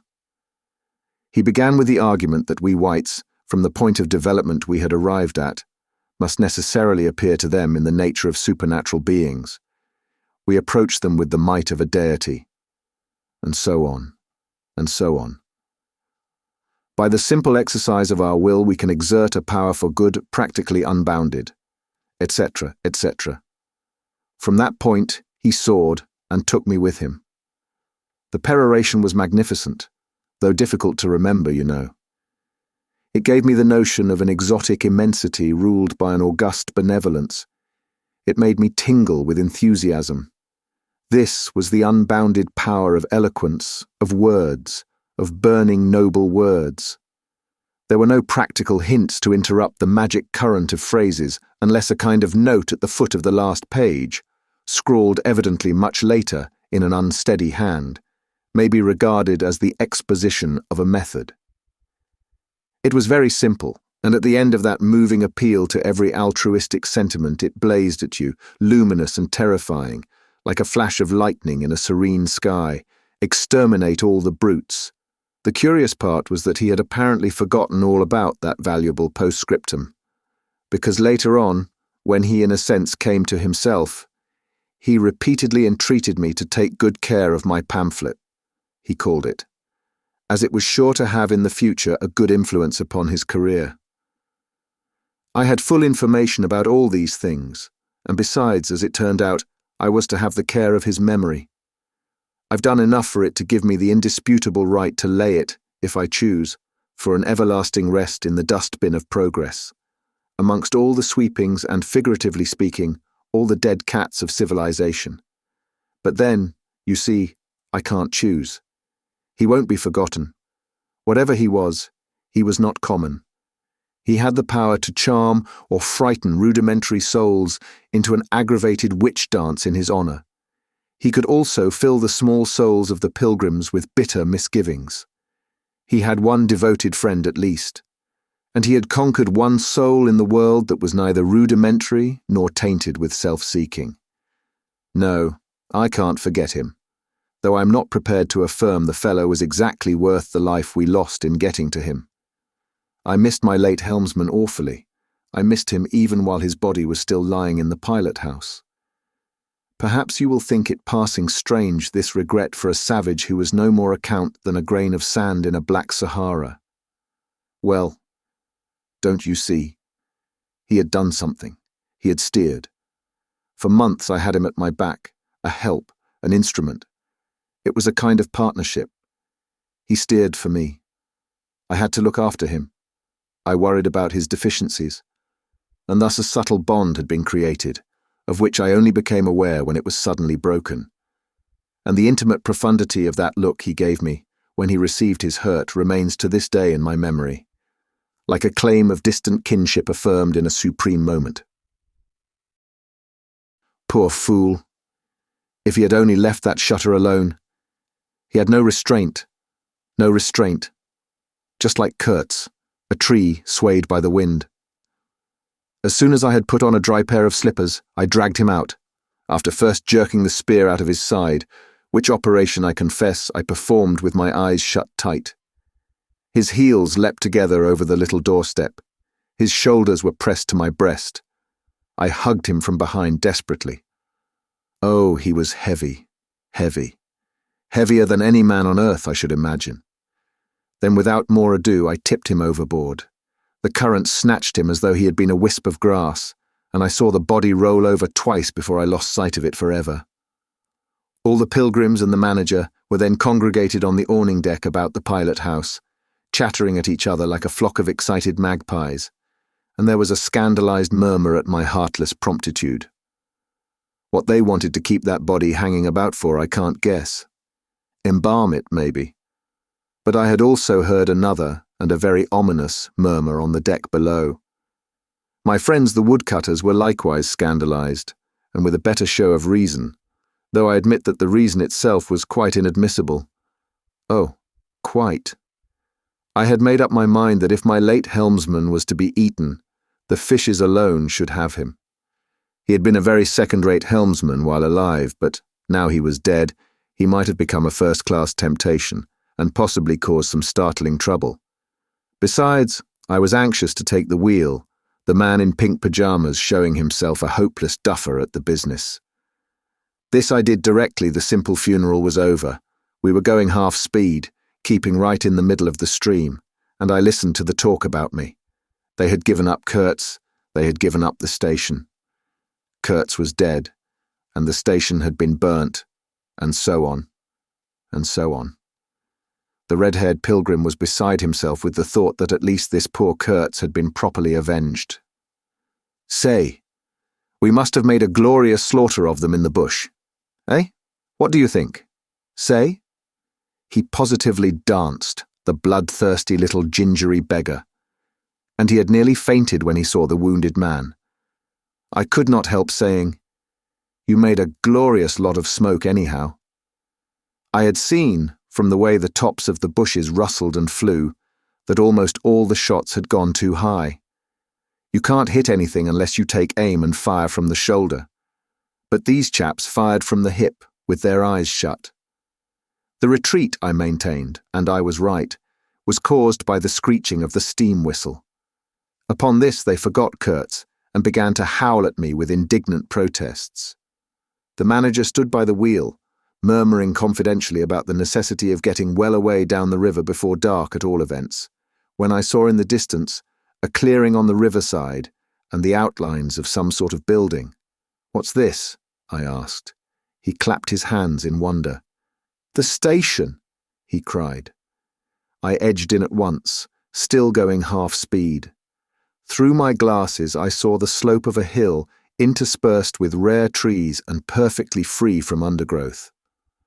A long, decaying building on the summit was half buried in the high grass. The large holes in the peaked roof gaped black from afar. The jungle and the woods made a background. There was no enclosure or fence of any kind, but there had been one apparently, for near the house 6 slim posts remained in a row, roughly trimmed, and with their upper ends ornamented with round carved balls. The rails, or whatever there had been between, had disappeared. Of course, the forest surrounded all that. The riverbank was clear, and on the waterside I saw a white man under a hat like a cartwheel, beckoning persistently with his whole arm. Examining the edge of the forest above and below, I was almost certain I could see movements, human forms gliding here and there. I steamed past prudently, then stopped the engines and let her drift down. The man on the shore began to shout, urging us to land. "We have been attacked!" screamed the manager. I know, it's all right," yelled back the other, as cheerful as you please. "Come along, it's all right, I am glad." His aspect reminded me of something I had seen, something funny I had seen somewhere. As I maneuvered to get alongside, I was asking myself, what does this fellow look like? Suddenly I got it. He looked like a harlequin. His clothes had been made of some stuff that was brown holland probably, but it was covered with patches all over, with bright patches, blue, red and yellow, patches on the back, patches on the front, patches on elbows, on knees, coloured binding around his jacket, scarlet edging at the bottom of his trousers, and the sunshine made him look extremely gay and wonderfully neat withal, because you could see how beautifully all this patching had been done. A beardless, boyish face, very fair, no features to speak of, nose peeling, little blue eyes, smiles and frowns chasing each other over that open countenance like sunshine and shadow on a windswept plain. "Look out, Captain," he cried. "There's a snag lodged in here last night." "What? Another snag?" I confess I swore shamefully. I had nearly holed my cripple to finish off that charming trip. The harlequin on the bank turned his little pug nose up to me. "You English?" he asked, all smiles. "Are you?" I shouted from the wheel. The smiles vanished, and he shook his head, as if sorry for my disappointment. Then he brightened up. "Never mind," he cried encouragingly. "Are we in time?" I asked. "He is up there," he replied, with a toss of the head up the hill, and becoming gloomy all of a sudden. His face was like the autumn sky, overcast one moment and bright the next. When the manager, escorted by the pilgrims, all of them armed to the teeth, had gone to the house, this chap came on board. "I say I don't like this. These natives are in the bush," I said.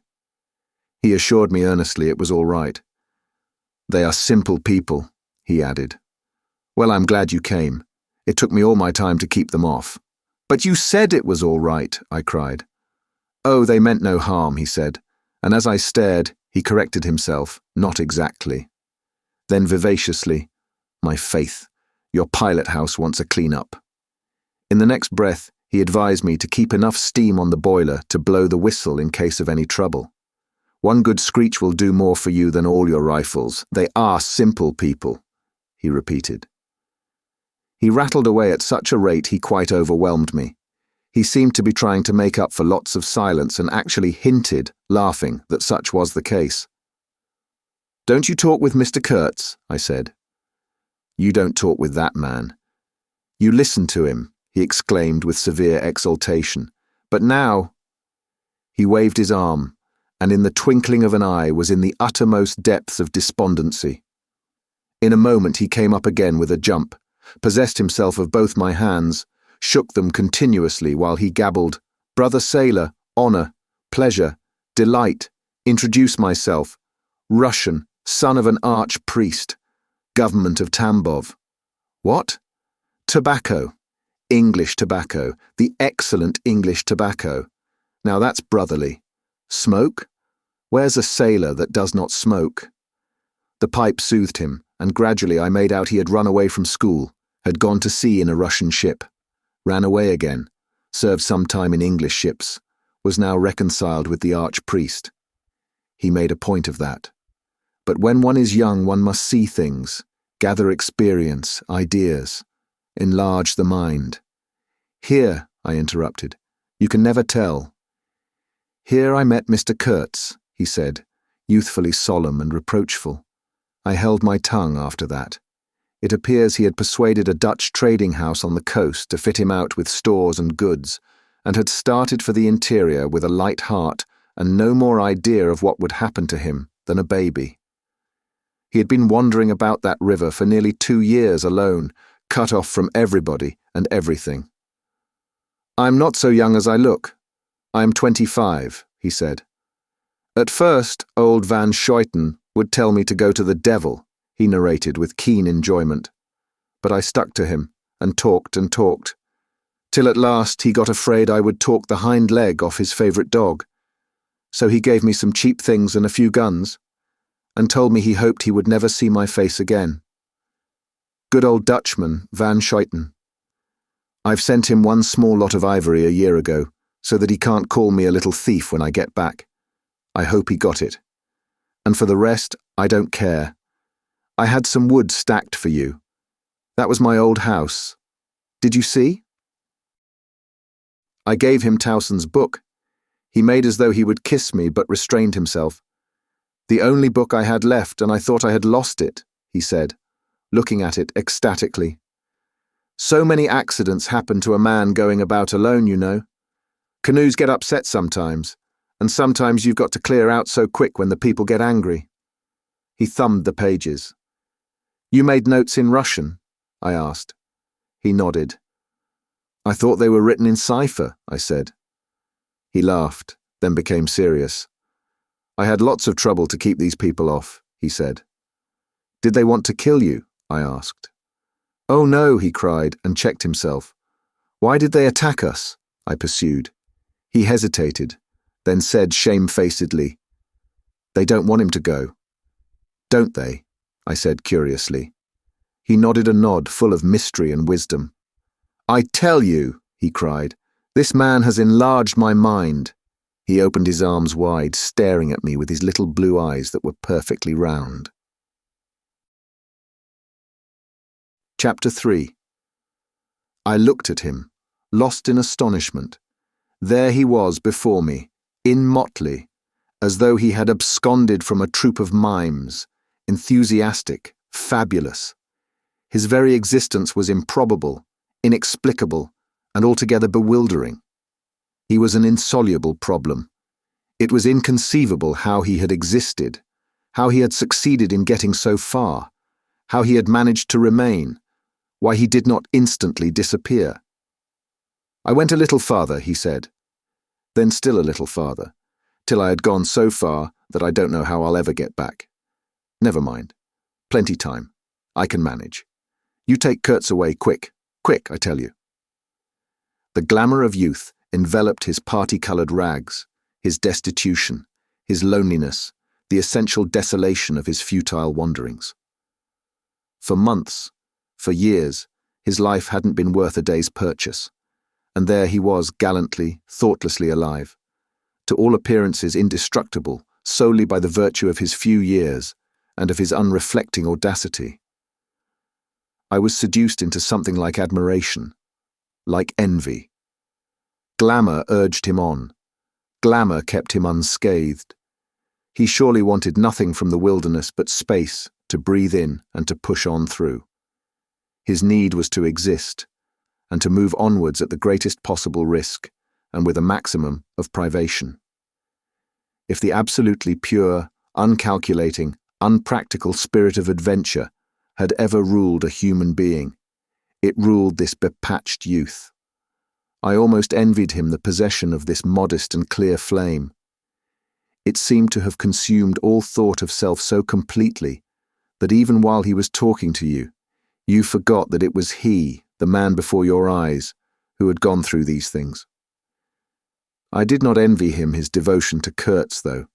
He had not meditated over it. It came to him, and he accepted it with a sort of eager fatalism. I must say that to me it appeared about the most dangerous thing in every way he had come upon so far. They had come together unavoidably, like two ships becalmed near each other, and lay rubbing sides at last. I suppose Kurtz wanted an audience because on a certain occasion when encamped in the forest, they had talked all night, or more probably Kurtz had talked. We talked of everything, he said, quite transported at the recollection. I forgot there was such a thing as sleep. The night did not seem to last an hour. Everything, everything. Of love, too. Ah, he talked to you of love, I said, much amused. It isn't what you think, he cried, almost passionately. It was in general. He made me see things. Things. He threw his arms up. We were on deck at the time, and the head man of my woodcutters, lounging nearby, turned upon him his heavy and glittering eyes. I looked around, and I don't know why, but I assure you that never, never before did this land, this river, this jungle, the very arch of this blazing sky, appear to me so hopeless and so dark, so impenetrable to human thought, so pitiless to human weakness. And ever since you have been with him, of course, I said. On the contrary, it appears their intercourse had been very much broken by various causes. He had, as he informed me proudly, managed to nurse Kurtz through 2 illnesses. He alluded to it as you would to some risky feat. But as a rule, Kurtz wandered alone, far in the depths of the forest. Very often coming to this station, I had to wait days and days before he would turn up, he said. Ah, it was worth waiting for. Sometimes. What was he doing? Exploring or what? I asked. Oh yes, of course. He had discovered lots of villages, a lake too. He did not know exactly in what direction. It was dangerous to inquire too much, but mostly his expeditions had been for ivory. But he had no goods to trade with by that time, I objected. There's a good lot of cartridges left even yet, he answered, looking away. To speak plainly, he raided the country, I said. He nodded. Not alone, surely. He muttered something about the villages round that lake. Kurtz got the tribe to follow him, did he? I suggested. He fidgeted a little. They adored him, he said. The tone of these words was so extraordinary that I looked at him searchingly. It was curious to see his mingled eagerness and reluctance to speak of Kurtz. The man filled his life, occupied his thoughts, swayed his emotions. What can you expect? He burst out. He came to them with thunder and lightning, you know, and they had never seen anything like it, and very terrible. He could be very terrible. You can't judge Mr. Kurtz as you would an ordinary man. No, no, no. Now, just to give you an idea, I don't mind telling you, he wanted to shoot me too one day, but I don't judge him. Shoot you? I cried. What for? Well, I had a small lot of ivory the chief of that village near my house gave me. You see, I used to shoot game for them. Well, he wanted it and wouldn't hear reason. He declared he would shoot me unless I gave him the ivory and then cleared out of the country, because he could do so and had a fancy for it, and there was nothing on earth to prevent him killing whom he jolly well pleased. And it was true, too. I gave him the ivory. What did I care? But I didn't clear out. No, no. I couldn't leave him. I had to be careful, of course, till we got friendly again, for a time. He had his second illness then. Afterwards I had to keep out of the way, but I didn't mind. He was living for the most part in those villages on the lake. When he came down to the river, sometimes he would take to me, and sometimes it was better for me to be careful. This man suffered too much. He hated all this, and somehow he couldn't get away. When I had a chance, I begged him to try and leave while there was time. I offered to go back with him, and he would say yes, and then he would remain. Go off on another ivory hunt, disappear for weeks, forget himself amongst these people, forget himself, you know. Why, he's mad, I said. He protested indignantly. Mr. Kurtz couldn't be mad. If I had heard him talk only 2 days ago, I wouldn't dare hint at such a thing. I had taken up my binoculars while we talked, and was looking at the shore, sweeping the limit of the forest at each side and at the back of the house. The consciousness of there being people in that bush, so silent, so quiet, as silent and quiet as the ruined house on the hill, made me uneasy. There was no sign on the face of nature of this amazing tale that was not so much told as suggested to me in desolate exclamations, completed by shrugs, in interrupted phrases, in hints ending in deep sighs. The woods were unmoved, like a mask, heavy, like the closed door of a prison. They looked with their air of hidden knowledge, of patient expectation, of unapproachable silence. The Russian was explaining to me that it was only lately that Mr. Kurtz had come down to the river, bringing along with him all the fighting men of that lake tribe. He had been absent for several months, getting himself adored, I suppose, and had come down unexpectedly with the intention to all appearance of making a raid either across the river or downstream. Evidently the appetite for more ivory had got the better of the, what shall I say, less material aspirations. However, he had got much worse suddenly. "I heard he was lying helpless, and so I came up, took my chance," said the Russian. "Oh, he is bad, very bad." I directed my glass to the house. There were no signs of life, but there was the ruined roof, the long mud wall peeping above the grass, with 3 little square window holes, no 2 of the same size, all this brought within reach of my hand, as it were. And then I made a brusque movement, and one of the remaining posts of that vanished fence leaped up in the field of my glass. You remember I told you I had been struck at the distance by certain attempts at ornamentation, rather remarkable in the ruinous aspect of the place. Now I had suddenly a nearer view, and its first result was to make me throw my head back as if before a blow. Then I went carefully from post to post with my glass, and I saw my mistake. These round knobs were not ornamental but symbolic. They were expressive and puzzling, striking and disturbing, food for thought and also for vultures if there had been any looking down from the sky. But at all events for such ants as were industrious enough to ascend the pole. They would have been even more impressive, those heads on the stakes, if their faces had not been turned to the house. Only one, the first I had made out, was facing my way.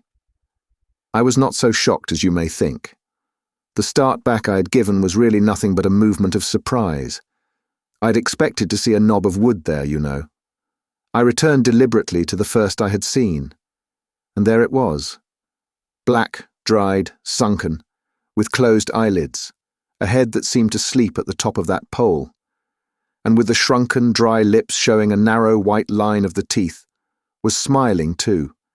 Smiling continuously at some endless and jocose dream of that eternal slumber.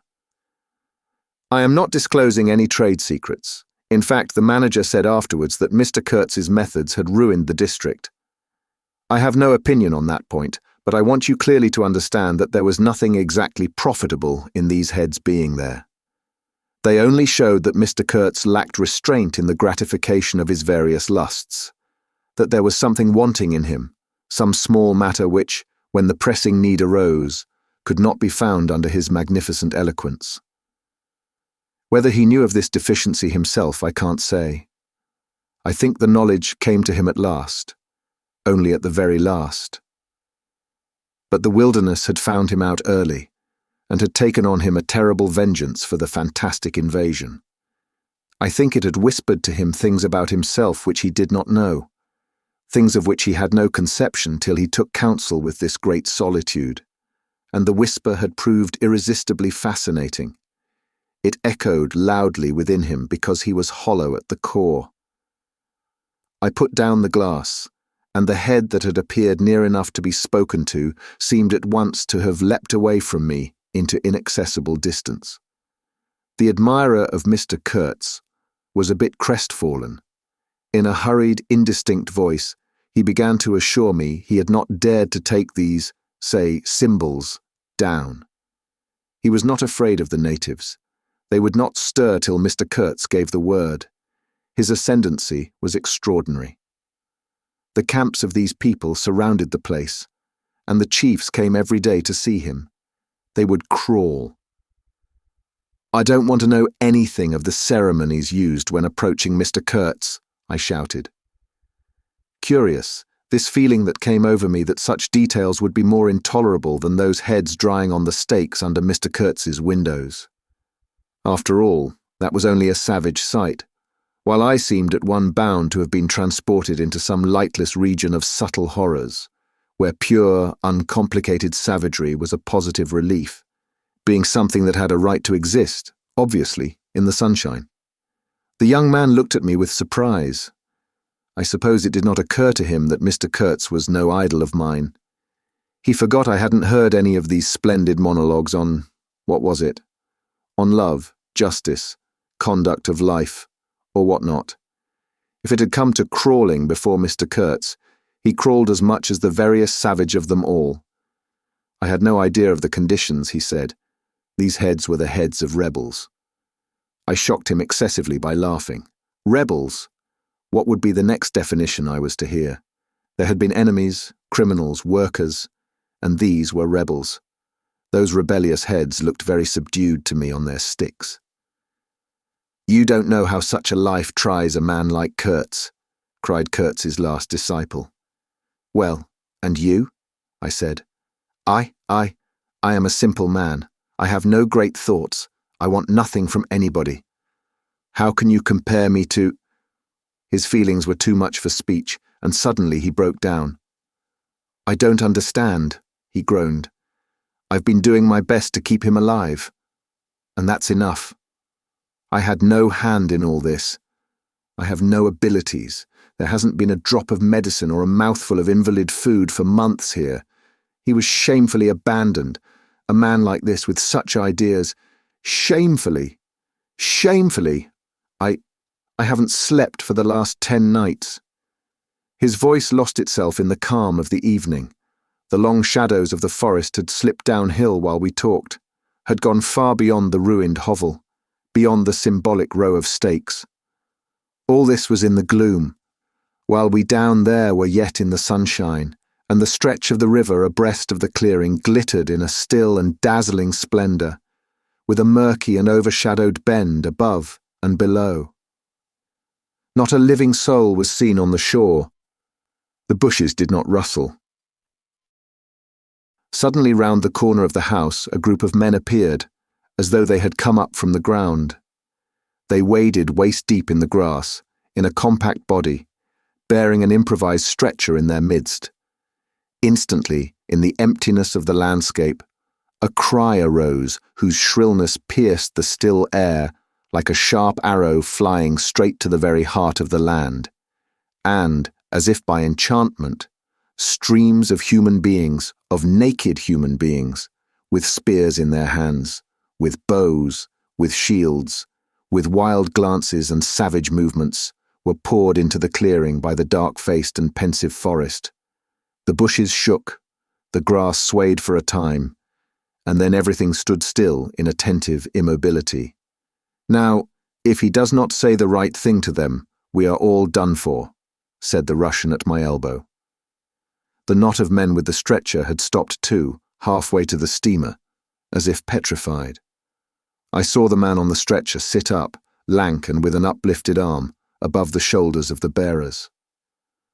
Let us hope that the man who can talk so well of love in general will find some particular reason to spare us this time, I said.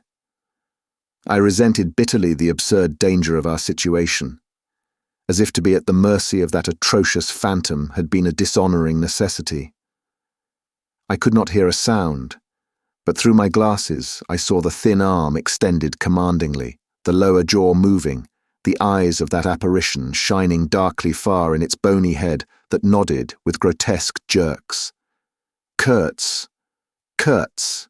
That means short in German, don't it? Well, the name was as true as everything else in his life, and death. He looked at least 7 feet long. His covering had fallen off, and his body emerged from it pitiful and appalling as from a winding sheet. I could see the cage of his ribs all astir, the bones of his arm waving. It was as though an animated image of death carved out of old ivory had been shaking its hand with menaces at a motionless crowd of men made of dark and glittering bronze. I saw him open his mouth wide. It gave him a weirdly voracious aspect, as though he had wanted to swallow all the air, all the earth, all the men before him. A deep voice reached me faintly. He must have been shouting. He fell back suddenly. The stretcher shook as the bearers staggered forward again, and almost at the same time I noticed that the crowd of savages was vanishing without any perceptible movement of retreat, as if the forest that had ejected these beings so suddenly had drawn them in again, as the breath is drawn in a long aspiration. Some of the pilgrims behind the stretcher carried his arms, 2 shotguns, a heavy rifle, and a light revolver carbine, the thunderbolts of that pitiful Jupiter. The manager bent over him, murmuring as he walked beside his head. They laid him down in one of the little cabins, just a room for a bed place and a camp stool or two, you know. We had brought his belated correspondence, and a lot of torn envelopes and open letters littered his bed. His hand roamed feebly amongst these papers. I was struck by the fire of his eyes and the composed languor of his expression. It was not so much the exhaustion of disease, he did not seem in pain. This shadow looked satiated and calm, as though for the moment it had had its fill of all the emotions. He rustled one of the letters and, looking straight in my face, said, "I am glad." Somebody had been writing to him about me. These special recommendations were turning up again. The volume of tone he emitted without effort, almost without the trouble of moving his lips, amazed me. A voice. It was grave, profound, vibrating, while the man did not seem capable of a whisper. However, he had enough strength in him, factitious no doubt, to very nearly make an end of us, as you shall hear directly. The manager appeared silently in the doorway. I stepped out at once and he drew the curtain after me. The Russian, eyed curiously by the pilgrims, was staring at the shore. I followed the direction of his glance.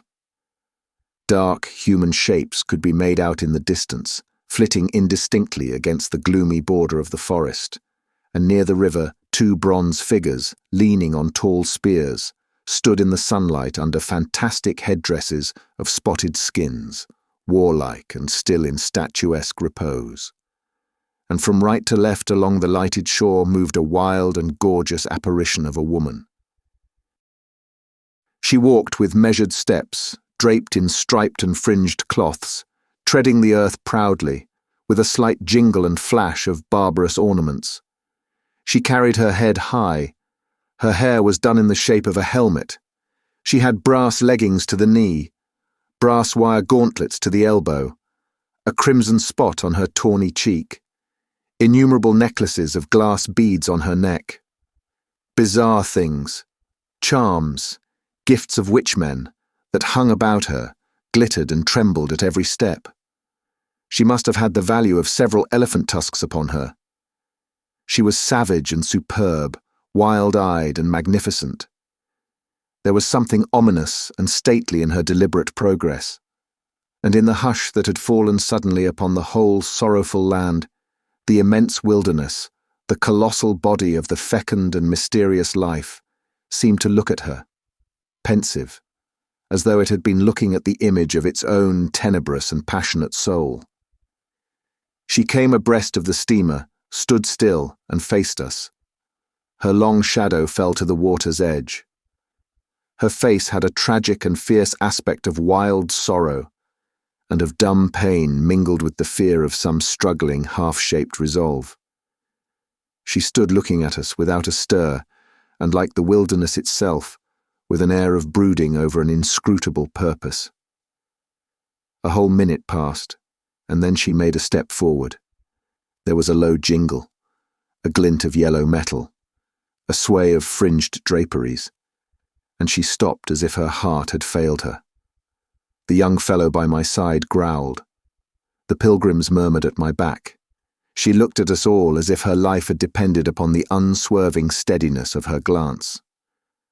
Suddenly she opened her bared arms and threw them up rigid above her head, as though in an uncontrollable desire to touch the sky, and at the same time the swift shadows darted out on the earth, swept around on the river, gathering the steamer into a shadowy embrace. A formidable silence hung over the scene.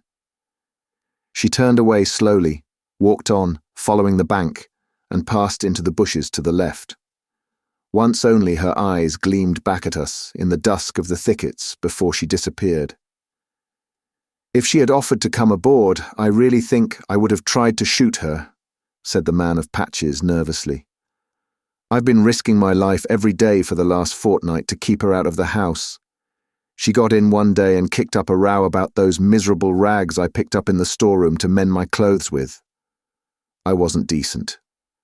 At least it must have been that, for she talked like a fury to Kurtz for an hour, pointing at me now and then. I don't understand the dialect of this tribe. Luckily for me, I fancy Kurtz felt too ill that day to care, or there would have been mischief. I don't understand. No, it's too much for me. Ah, well, it's all over now. At this moment I heard Kurtz's deep voice behind the curtain. Save me. Save the ivory, you mean? Don't tell me, save me. Why, I've had to save you. You are interrupting my plans now. Sick, sick. Not so sick as you would like to believe. Never mind. I'll carry my ideas out yet. I will return.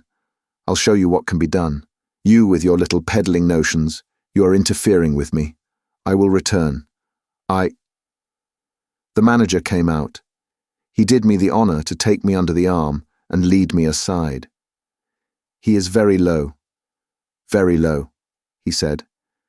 He considered it necessary to sigh, but neglected to be consistently sorrowful. We have done all we could for him, haven't we? But there is no disguising the fact Mr. Kurtz has done more harm than good to the company. He did not see the time was not ripe for vigorous action. Cautiously, that's my principle. We must be cautious yet. The district is closed to us for a time. Deplorable. Upon the whole, the trade will suffer. I don't deny there is a remarkable quantity of ivory, mostly fossil. We must save it at all events. But look how precarious the position is. And why? Because the method is unsound. Do you, said I, looking at the shore, call it unsound method? Without doubt, he exclaimed hotly. Don't you? No method at all, I murmured after a while. Exactly, he exulted. I anticipated this. Shows a complete want of judgment. It is my duty to point it out in the proper quarter. Oh, said I, that fellow, what's his name?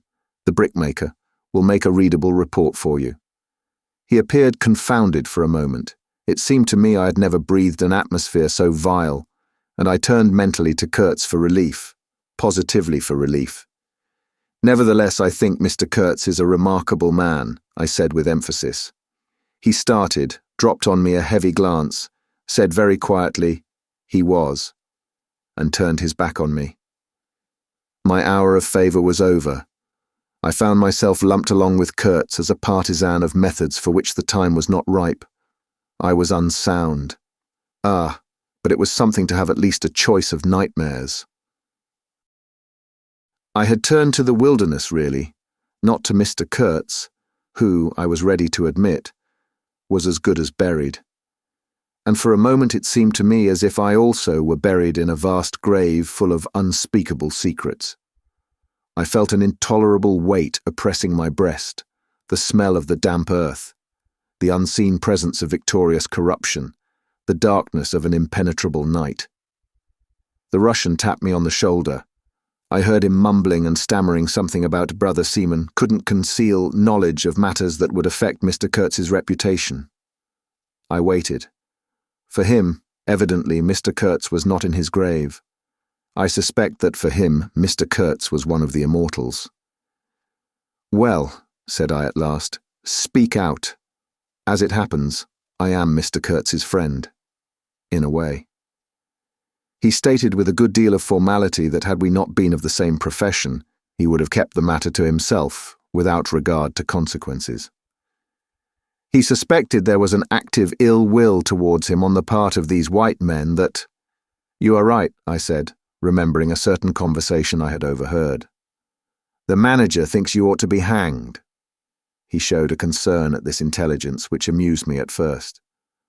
I had better get out of the way quietly, he said earnestly. I can do no more for Kurtz now, and they would soon find some excuse. What's to stop them? There's a military post 300 miles from here. Well, upon my word, said I, perhaps you had better go if you have any friends amongst the savages nearby. Plenty, he said. They are simple people, and I want nothing, you know. He stood biting his lip then.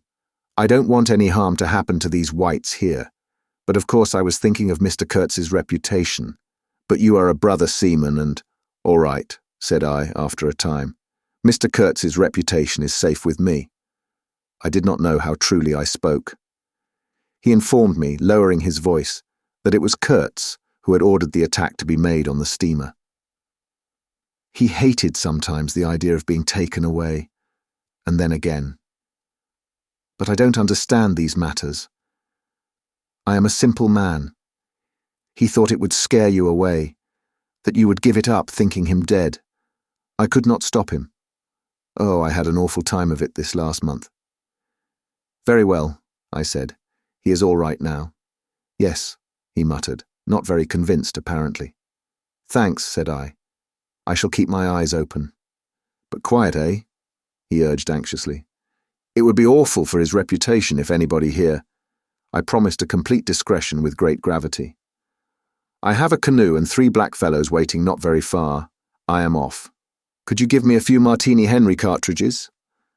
I could, and did, with proper secrecy. He helped himself, with a wink at me, to a handful of my tobacco. Between sailors, you know, good English tobacco. At the door of the pilot house he turned round. I say, haven't you a pair of shoes you could spare? He raised one leg. Look! The soles were tied with knotted strings sandalwise under his bare feet. I rooted out an old pair, at which he looked with admiration before tucking it under his left arm. One of his pockets, bright red, was bulging with cartridges. From the other, dark blue, peeped Towson's inquiry, etc., etc. He seemed to think himself excellently well equipped for a renewed encounter with the wilderness. Ah, I'll never, never meet such a man again. You ought to have heard him recite poetry. His own, too, it was, he told me, poetry. He rolled his eyes at the recollection of these delights. Oh, he enlarged my mind. Goodbye, said I. He shook hands and vanished in the night. Sometimes I ask myself whether I'd ever really seen him, whether it was possible to meet such a phenomenon. When I woke up shortly after midnight, his warning came to my mind with its hint of danger that seemed, in the starred darkness, real enough to make me get up for the purpose of having a look around. On the hill a big fire burned, illuminating fitfully a crooked corner of the station house. One of the agents, with a picket of a few of our blacks armed for the purpose, was keeping guard over the ivory. But deep within the forest, red gleams that wavered, that seemed to sink and rise from the ground amongst confused columnar shapes of intense blackness, showed the exact position of the camp where Mr. Kurtz's adorers were keeping their uneasy vigil. The monotonous beating of a big drum filled the air with muffled shocks and a lingering vibration. A steady droning sound of many men chanting each to himself some weird incantation came out from the black flat wall of the woods, as the humming of bees comes out of a hive, and had a strange narcotic effect upon my half-awake senses. I believe I dozed off leaning over the rail, till an abrupt burst of yells, an overwhelming outbreak of a pent-up and mysterious frenzy, woke me up in a bewildered wonder. It was cut short all at once, and the low droning went on with an effect of audible and soothing silence. I glanced casually into the little cabin. A light was burning within, but Mr. Kurtz was not there. I think I would have raised an outcry if I had believed my eyes, but I didn't believe them at first. The thing seemed so impossible. The fact is, I was completely unnerved by a sheer blank fright, pure abstract terror, unconnected with any distinct shape of physical danger. What made this emotion so overpowering was, how shall I define it? The moral shock I received, as if something altogether monstrous, intolerable to thought and odious to the soul, had been thrust upon me unexpectedly.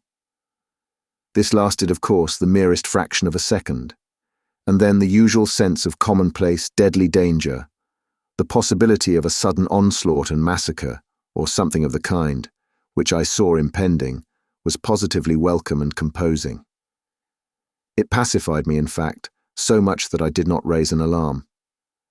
There was an agent buttoned up inside an ulster and sleeping on a chair on deck within 3 feet of me. The yells had not awakened him. He snored very slightly. I left him to his slumbers and leaped ashore.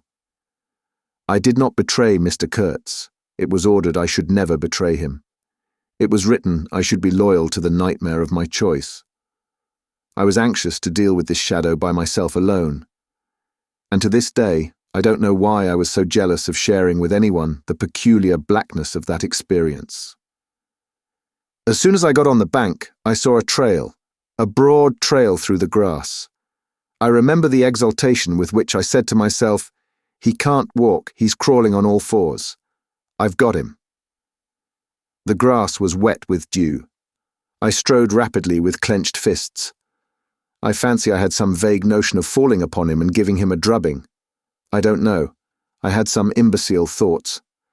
The knitting old woman with the cat obtruded herself upon my memory as a most improper person to be sitting at the other end of such an affair. I saw a row of pilgrims squirting lead in the air out of Winchesters held to the hip. I thought I would never get back to the steamer, and imagined myself living alone and unarmed in the woods to an advanced age. Such silly things, you know. And I remember I confounded the beat of the drum with the beating of my heart, and was pleased at its calm regularity. I kept to the track, though, then stopped to listen. The night was very clear, a dark blue space, sparkling with dew and starlight, in which black things stood very still. I thought I could see a kind of motion ahead of me. I was strangely cocksure of everything that night. I actually left the track and ran in a wide semicircle. I verily believe chuckling to myself, so as to get in front of that stir, of that motion I had seen, if indeed I had seen anything. I was circumventing Kurtz as though it had been a boyish game. I came upon him, and if he had not heard me coming, I would have fallen over him too, but he got up in time. He rose, unsteady, long, pale, indistinct, like a vapour exhaled by the earth, and swayed slightly, misty and silent before me. While at my back the fires loomed between the trees, and the murmur of many voices issued from the forest. I had cut him off cleverly, but when actually confronting him, I seemed to come to my senses. I saw the danger in its right proportion. It was by no means over yet. Suppose he began to shout. Though he could hardly stand, there was still plenty of vigour in his voice. "Go away, hide yourself," he said in that profound tone. It was very awful. I glanced back. We were within 30 yards from the nearest fire. A black figure stood up, strode on long black legs, waving long black arms across the glow. It had horns, antelope horns, I think, on its head. Some sorcerer, some witchman, no doubt. It looked fiend-like enough.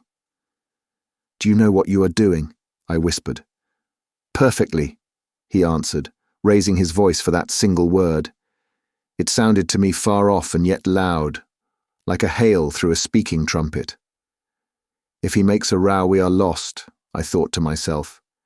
This clearly was not a case for fisticuffs, even apart from the very natural aversion I had to beat that shadow, this wandering and tormented thing. "You will be lost," I said, "utterly lost." One gets sometimes such a flash of inspiration, you know. I did say the right thing, though indeed he could not have been more irretrievably lost than he was at this very moment, when the foundations of our intimacy were being laid, to endure, even to the end, even beyond. "I had immense plans," he muttered irresolutely. "Yes," said I, "but if you try to shout, I'll smash your head with—" There was not a stick or a stone near. "I will throttle you for good," I corrected myself. "I was on the threshold of great things," he pleaded, in a voice of longing, with a wistfulness of tone that made my blood run cold. "And now for this stupid scoundrel. Your success in Europe is assured in any case," I affirmed steadily. I did not want to have the throttling of him, you understand. And indeed it would have been very little use for any practical purpose. I tried to break the spell, the heavy, mute spell of the wilderness, that seemed to draw him to its pitiless breast by the awakening of forgotten and brutal instincts, by the memory of gratified and monstrous passions. This alone, I was convinced, had driven him out to the edge of the forest, to the bush, towards the gleam of fires, the throb of drums, the drone of weird incantations. This alone had beguiled his unlawful soul beyond the bounds of permitted aspirations. And don't you see, the terror of the position was not in being knocked on the head, though I had a very lively sense of that danger too, but in this, that I had to deal with a being to whom I could not appeal in the name of anything high or low. I had, even like the blacks, to invoke him, himself, his own exalted and incredible degradation. There was nothing either above or below him, and I knew it. He had kicked himself loose of the earth. Confound the man! He had kicked the very earth to pieces. He was alone, and I before him did not know whether I stood on the ground or floated in the air. I've been telling you what we said, repeating the phrases we pronounced, but what's the good? They were common everyday words, the familiar vague sounds exchanged on every waking day of life. But what of that? They had behind them, to my mind, the terrific suggestiveness of words heard in dreams, of phrases spoken in nightmares. Soul. If anybody ever struggled with a soul, I am the man. And I wasn't arguing with a lunatic either. Believe me or not, his intelligence was perfectly clear, concentrated, it is true, upon himself with horrible intensity, yet clear. And therein was my only chance, barring, of course, the killing him there and then, which wasn't so good, on account of unavoidable noise. But his soul was mad. Being alone in the wilderness, it had looked within itself, and by heavens, I tell you, it had gone mad. I had, for my sins, I suppose, to go through the ordeal of looking into it myself. No eloquence could have been so withering to one's belief in mankind as his final burst of sincerity. He struggled with himself too. I saw it. I heard it. I saw the inconceivable mystery of a soul that knew no restraint, no faith, and no fear, yet struggling blindly with itself. I kept my head pretty well, but when I had him at last stretched on the couch, I wiped my forehead, while my legs shook under me as though I had carried 1/2 ton on my back down that hill, and yet I had only supported him, his bony arm clasped round my neck, and he was not much heavier than a child. When next day we left at noon, the crowd, of whose presence behind the curtain of trees I had been acutely conscious all the time, flowed out of the woods again, filled the clearing, covered the slope with a mass of naked, breathing, quivering bronze bodies. I steamed up a bit, then swung downstream, and 2,000 eyes followed the evolutions of the splashing, thumping, fierce river demon beating the water with its terrible tail and breathing black smoke into the air. In front of the first rank, along the river, 3 men, plastered with bright red earth from head to foot, strutted to and fro restlessly. When we came abreast again, they faced the river, stamped their feet, nodded their horned heads, swayed their scarlet bodies. They shook towards the fierce river demon a bunch of black feathers, a mangy skin with a pendant tail, something that looked a dried gourd. They shouted periodically together strings of amazing words that resembled no sounds of human language. And the deep murmurs of the crowd, interrupted suddenly, were like the responses of some satanic litany. We had carried Kurtz into the pilot house. There was more air there. Lying on the couch, he stared through the open shutter. There was an eddy in the mass of human bodies, and the woman with helmeted head and tawny cheeks rushed out to the very brink of the stream. She put out her hands, shouted something, and all that wild mob took up the shout in a roaring chorus of articulated, rapid, breathless utterance. "Do you understand this?" I asked. He kept on looking out past me with fiery, longing eyes, with a mingled expression of wistfulness and hate. He made no answer, but I saw a smile of indefinable meaning, appear on his colourless lips that a moment after twitched convulsively. "Do I not?" he said slowly, gasping, as if the words had been torn out of him by a supernatural power. I pulled the string of the whistle, and I did this because I saw the pilgrims on deck getting out their rifles, with an air of anticipating a jolly lark. At the sudden screech, there was a movement of abject terror through that wedged mass of bodies. "Don't you frighten them away!" cried someone on deck disconsolately. I pulled the string time after time. They broke and ran, they leaped, they crouched, they swerved, they dodged the flying terror of the sound. The three red chaps had fallen flat, face down on the shore, as though they had been shot dead. Only the barbarous and superb woman did not so much as flinch, and stretched tragically her bare arms after us over the sombre and glittering river. And then that imbecile crowd down on the deck started their little fun, and I could see nothing more for smoke. The brown current ran swiftly out of the heart of darkness, bearing us down towards the sea with twice the speed of our upward progress, and Kurtz's life was running swiftly too, ebbing out of his heart into the sea of inexorable time.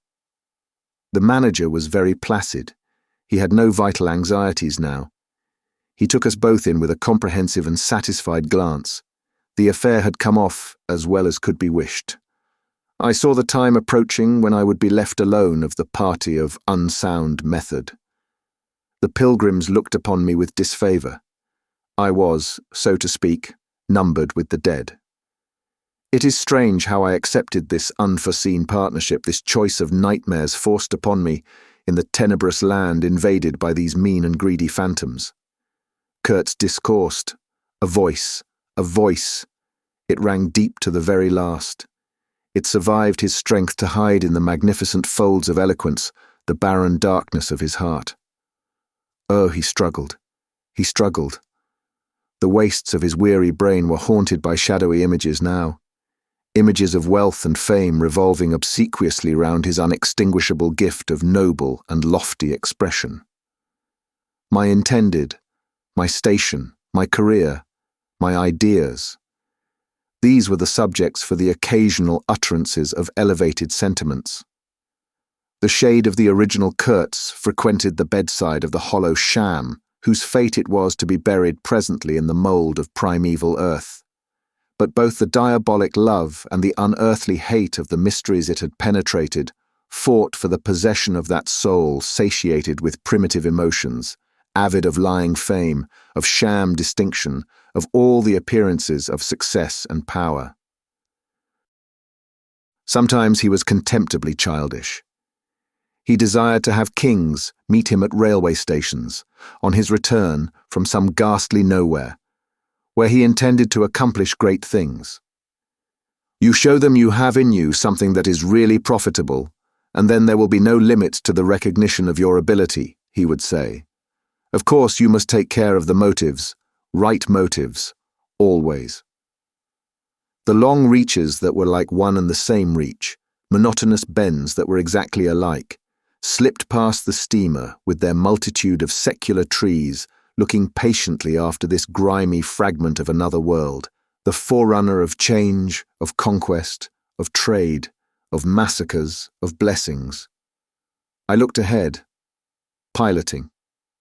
"Close the shutter," said Kurtz suddenly one day. "I can't bear to look at this." I did so. There was a silence. "Oh, but I will wring your heart yet," he cried at the invisible wilderness. We broke down, as I had expected, and had to lie up for repairs at the head of an island. This delay was the first thing that shook Kurtz's confidence. One morning he gave me a packet of papers and a photograph, the lot tied together with a shoestring. "Keep this for me," he said. "This noxious fool," meaning the manager, "is capable of prying into my boxes when I'm not looking." In the afternoon I saw him. He was lying on his back with closed eyes, and I withdrew quietly, but I heard him mutter, "Live rightly, die, die." I listened. There was nothing more. Was he rehearsing some speech in his sleep, or was it a fragment of a phrase from some newspaper article? He had been writing for the papers and meant to do so again, for the furthering of my ideas. It's a duty. His was an impenetrable darkness. I looked at him as you peer down at a man who is lying at the bottom of a precipice, where the sun never shines. But I had not much time to give him, because I was helping the engine driver to take to pieces the leaky cylinders, to straighten a bent connecting rod, and in other such matters. I lived in an infernal mess of rust, filings, nuts, bolts, spanners, hammers, ratchet drills, things I abominate because I don't get on with them. I tended the little forge we fortunately had aboard. I toiled wearily in a wretched scrap heap, unless I had the shakes too bad to stand. One evening, coming in with a candle, I was startled to hear him say a little tremulously, "I'm lying here in the dark, waiting for death." The light was within a foot of his eyes. I forced myself to murmur, "Oh, nonsense," and stood over him, as if transfixed. Anything approaching the change that came over his features I have never seen before, and hope never to see again. Oh, I wasn't touched. I was fascinated. It was as though a veil had been rent. I saw on that ivory face the expression of somber pride, of ruthless power, of craven terror, of an intense and hopeless despair. Did he live his life again in every detail of desire, temptation, and surrender during that supreme moment of complete knowledge? He cried in a whisper at some image, at some vision. He cried out twice, a cry that was no more than a breath. The horror. The horror. I blew the candle out and left the cabin. The pilgrims were dining in the mess room, and I took my place opposite the manager, who lifted his eyes to give me a questioning glance, which I successfully ignored. He leaned back, serene, with that peculiar smile of his sealing the unexpressed depth of his meanness. A continuous shower of small flies streamed upon the lamp, upon the cloth, upon our hands and faces. Suddenly the manager's boy put his insolent black head in the doorway, and said in a tone of scathing contempt, "Mr. Kurtz, he dead." All the pilgrims rushed out to see. I remained and went on with my dinner. I believe I was considered brutally callous. However, I did not eat much. There was a lamp in there. Light, don't you know, and outside it was so beastly dark. I went no more near the remarkable man who had pronounced a judgment upon the adventures of his soul on this earth. The voice was gone. What else had been there? But I am of course aware that next day the pilgrims buried something in a muddy hole. And then they very nearly buried me. However, as you see, I did not go to join Kurtz there and then. I did not. I remained to dream the nightmare out to the end, and to show my loyalty to Kurtz once more. Destiny. My destiny. Droll thing life is, that mysterious arrangement of merciless logic for a futile purpose. The most you can hope from it is some knowledge of yourself that comes too late, a crop of unextinguishable regrets. I have wrestled with death. It is the most unexciting contest you can imagine. It takes place in an impalpable greyness, with nothing underfoot, with nothing around, without spectators, without clamour, without glory, without the great desire of victory, without the great fear of defeat, in a sickly atmosphere of tepid skepticism, without much belief in your own right, and still less in that of your adversary. If such is the form of ultimate wisdom, then life is a greater riddle than some of us think it to be. I was within a hair's breadth of the last opportunity for pronouncement, and I found with humiliation that probably I would have nothing to say. This is the reason why I affirm that Kurtz was a remarkable man. He had something to say. He said it. Since I had peeped over the edge myself, I understand better the meaning of his stare, that could not see the flame of the candle, but was wide enough to embrace the whole universe, piercing enough to penetrate all the hearts that beat in the darkness. He had summed up, he had judged. The horror. He was a remarkable man. After all, this was the expression of some sort of belief. It had candour, it had conviction, it had a vibrating note of revolt in its whisper, it had the appalling face of a glimpsed truth, the strange commingling of desire and hate. And it is not my own extremity I remember best. A vision of greyness without form filled with physical pain, and a careless contempt for the evanescence of all things, even of this pain itself. No, it is his extremity that I seem to have lived through. True, he had made that last stride. He had stepped over the edge, while I had been permitted to draw back my hesitating foot. And perhaps in this is the whole difference. Perhaps all the wisdom, and all truth, and all sincerity are just compressed into that inappreciable moment of time in which we step over the threshold of the invisible. Perhaps. I like to think my summing up would not have been a word of careless contempt. Better his cry. Much better. It was an affirmation, a moral victory paid for by innumerable defeats, by abominable terrors, by abominable satisfactions. But it was a victory. That is why I have remained loyal to Kurtz to the last, and even beyond, when a long time after I heard once more, not his own voice, but the echo of his magnificent eloquence thrown to me from a soul as translucently pure as a cliff of crystal. No, they did not bury me, though there is a period of time which I remember mistily, with a shuddering wonder, like a passage through some inconceivable world that had no hope in it and no desire. I found myself back in the sepulchral city, resenting the sight of people hurrying through the streets to filch a little money from each other, to devour their infamous cookery, to gulp their unwholesome beer, to dream their insignificant and silly dreams. They trespassed upon my thoughts. They were intruders whose knowledge of life was to me an irritating pretense, because I felt so sure they could not possibly know the things I knew. Their bearing, which was simply the bearing of commonplace individuals going about their business in the assurance of perfect safety, was offensive to me like the outrageous flauntings of folly in the face of a danger it is unable to comprehend. I had no particular desire to enlighten them, but I had some difficulty in restraining myself from laughing in their faces so full of stupid importance. I dare say I was not very well at that time. I tottered about the streets. There were various affairs to settle, grinning bitterly at perfectly respectable persons. I admit my behaviour was inexcusable, but then my temperature was seldom normal in these days. My dear aunt's endeavours to nurse up my strength seemed altogether beside the mark. It was not my strength that wanted nursing. It was my imagination that wanted soothing. I kept the bundle of papers given me by Kurtz, not knowing exactly what to do with it. His mother had died lately, watched over, as I was told, by his intended. A clean-shaved man, with an official manner and wearing gold-rimmed spectacles, called on me one day and made inquiries, at first circuitous, afterwards suavely pressing, about what he was pleased to denominate certain documents. I was not surprised, because I had had 2 rows with the manager on the subject out there. I had refused to give up the smallest scrap out of that package, and I took the same attitude with the spectacled man.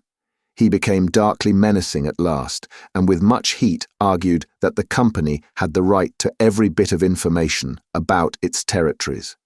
And said he, Mr. Kurtz's knowledge of unexplored regions must have been necessarily extensive and peculiar, owing to his great abilities and to the deplorable circumstances in which he had been placed. Therefore, I assured him Mr. Kurtz's knowledge, however extensive, did not bear upon the problems of commerce or administration. He invoked then the name of science. It would be an incalculable loss if, etc., etc. I offered him the report on the suppression of savage customs, with the postscriptum torn off. He took it up eagerly, but ended by sniffing at it with an air of contempt. "This is not what we had a right to expect," he remarked. "Expect nothing else," I said. "There are only private letters." He withdrew upon some threat of legal proceedings, and I saw him no more. But another fellow, calling himself Kurtz's cousin, appeared 2 days later and was anxious to hear all the details about his dear relative's last moments. Incidentally, he gave me to understand that Kurtz had been essentially a great musician. There was the making of an immense success, said the man, who was an organist, I believe, with lank grey hair flowing over a greasy coat collar. I had no reason to doubt his statement, and to this day I am unable to say what was Kurtz's profession, whether he ever had any, which was the greatest of his talents. I had taken him for a painter who wrote for the papers, or else for a journalist who could paint, but even the cousin, who took snuff during the interview, could not tell me what he had been. Exactly. He was a universal genius. On that point I agreed with the old chap, who thereupon blew his nose noisily into a large cotton handkerchief and withdrew in senile agitation, bearing off some family letters and memoranda without importance. Ultimately, a journalist anxious to know something of the fate of his dear colleague turned up. This visitor informed me Kurtz's proper sphere ought to have been politics on the popular side. He had furry, straight eyebrows, bristly hair cropped short, an eyeglass on a broad ribbon, and becoming expansive, confessed his opinion that Kurtz really couldn't write a bit. But heavens, how that man could talk! He electrified large meetings. He had faith, don't you see? He had the faith. He could get himself to believe anything. Anything. He would have been a splendid leader of an extreme party. What party? I asked. Any party, answered the other. He was an extremist. Did I not think so? I assented. Did I know, he asked with a sudden flash of curiosity, what it was that had induced him to go out there? Yes, said I, and forthwith handed him the famous report for publication, if he thought fit.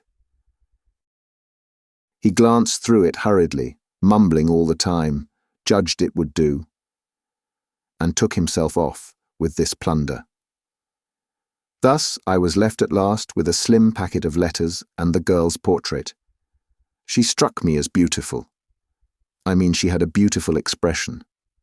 I know that the sunlight can be made to lie too, yet one felt that no manipulation of light and pose could have conveyed the delicate shade of truthfulness upon those features. She seemed ready to listen without mental reservation, without suspicion, without a thought for herself. I concluded I would go and give her back her portrait and those letters myself. Curiosity? Yes, and also some other feeling perhaps. All that had been Kurtz's had passed out of my hands. His soul, his body, his station, his plans, his ivory, his career. There remained only his memory and his intended, and I wanted to give that up too, to the past in a way, to surrender personally all that remained of him with me, to that oblivion which is the last word of our common fate. I don't defend myself. I had no clear perception of what it was I really wanted. Perhaps it was an impulse of unconscious loyalty, or the fulfillment of one of those ironic necessities that lurk in the facts of human existence. I don't know. I can't tell. But I went. I thought his memory was like the other memories of the dead that accumulate in every man's life. A vague impress on the brain of shadows that had fallen on it in their swift and final passage. But before the high and ponderous door, between the tall houses of a street as still and decorous as a well-kept alley in a cemetery, I had a vision of him on the stretcher, opening his mouth voraciously, as if to devour all the earth with all its mankind. He lived then before me. He lived as much as he had ever lived, a shadow insatiable of splendid appearances, of frightful realities, a shadow darker than the shadow of the night, and draped nobly in the folds of a gorgeous eloquence. The vision seemed to enter the house with me.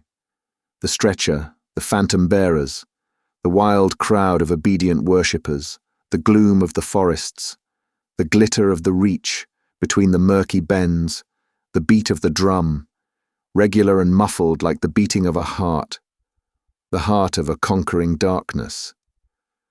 It was a moment of triumph for the wilderness, an invading and vengeful rush which, it seemed to me, I would have to keep back alone for the salvation of another soul. And the memory of what I had heard him say afar there, with the horned shapes stirring at my back, in the glow of fires, within the patient woods, those broken phrases came back to me, were heard again in their ominous and terrifying simplicity.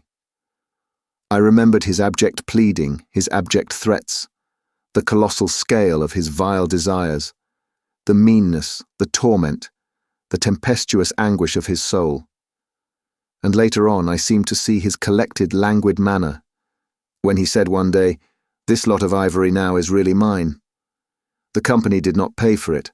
I collected it myself at a very great personal risk. I'm afraid they will try to claim it as theirs, though. It is a difficult case. What do you think I ought to do? Resist, eh? I want no more than justice." He wanted no more than justice. No more than justice. I rang the bell before a mahogany door on the first floor, and while I waited he seemed to stare at me out of the glassy panel. Stare with that wide and immense stare embracing, condemning, loathing all the universe. I seemed to hear the whispered cry, the horror, the horror. The dusk was falling. I had to wait in a lofty drawing room with 3 long windows from floor to ceiling that were like 3 luminous and bedraped columns. The bent, gilt legs and backs of the furniture shone in indistinct curves. The tall marble fireplace had a cold and monumental whiteness.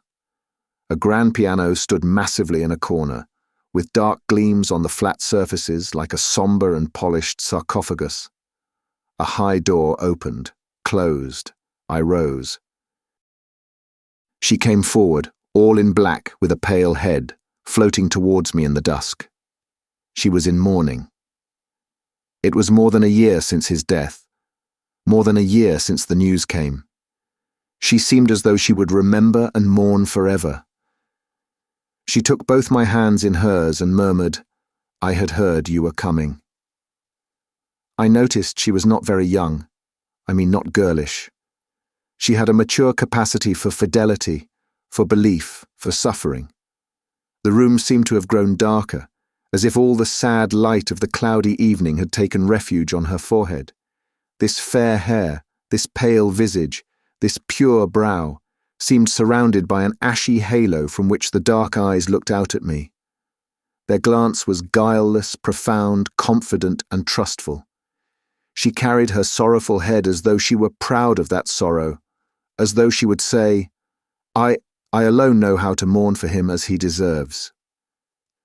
But while we were still shaking hands, such a look of awful desolation came upon her face that I perceived she was one of those creatures that are not the playthings of time. For her, he had died only yesterday. And by Jove, the impression was so powerful that for me too he seemed to have died, only yesterday, nay, this very minute. I saw her and him in the same instant of time, his death and her sorrow. I saw her sorrow in the very moment of his death. Do you understand? I saw them together. I heard them together. She had said with a deep catch of the breath, "I have survived," while my strained ears seemed to hear distinctly, mingled with her tone of despairing regret, the summing up whisper of his eternal condemnation. I asked myself what I was doing there, with a sensation of panic in my heart, as though I had blundered into a place of cruel and absurd mysteries not fit for a human being to behold. She motioned me to a chair. We sat down. I laid the packet gently on the little table, and she put her hand over it. "You knew him well," she murmured, after a moment of mourning silence. "Intimacy grows quickly out there," I said. "I knew him as well as it is possible for one man to know another." "And you admired him," she said. "It was impossible to know him and not to admire him. Was it?" "He was a remarkable man," I said unsteadily. Then, before the appealing fixity of her gaze, that seemed to watch for more words on my lips, I went on. "It was impossible not to love him," she finished eagerly, silencing me into an appalled dumbness. How true, how true. But when you think that no one knew him so well as I had all his noble confidence. I knew him best.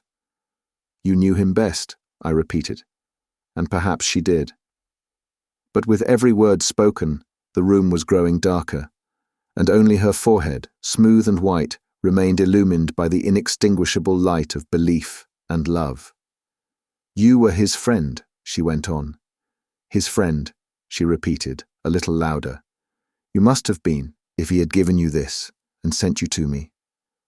I feel I can speak to you, and oh, I must speak. I want you, you who have heard his last words, to know I have been worthy of him.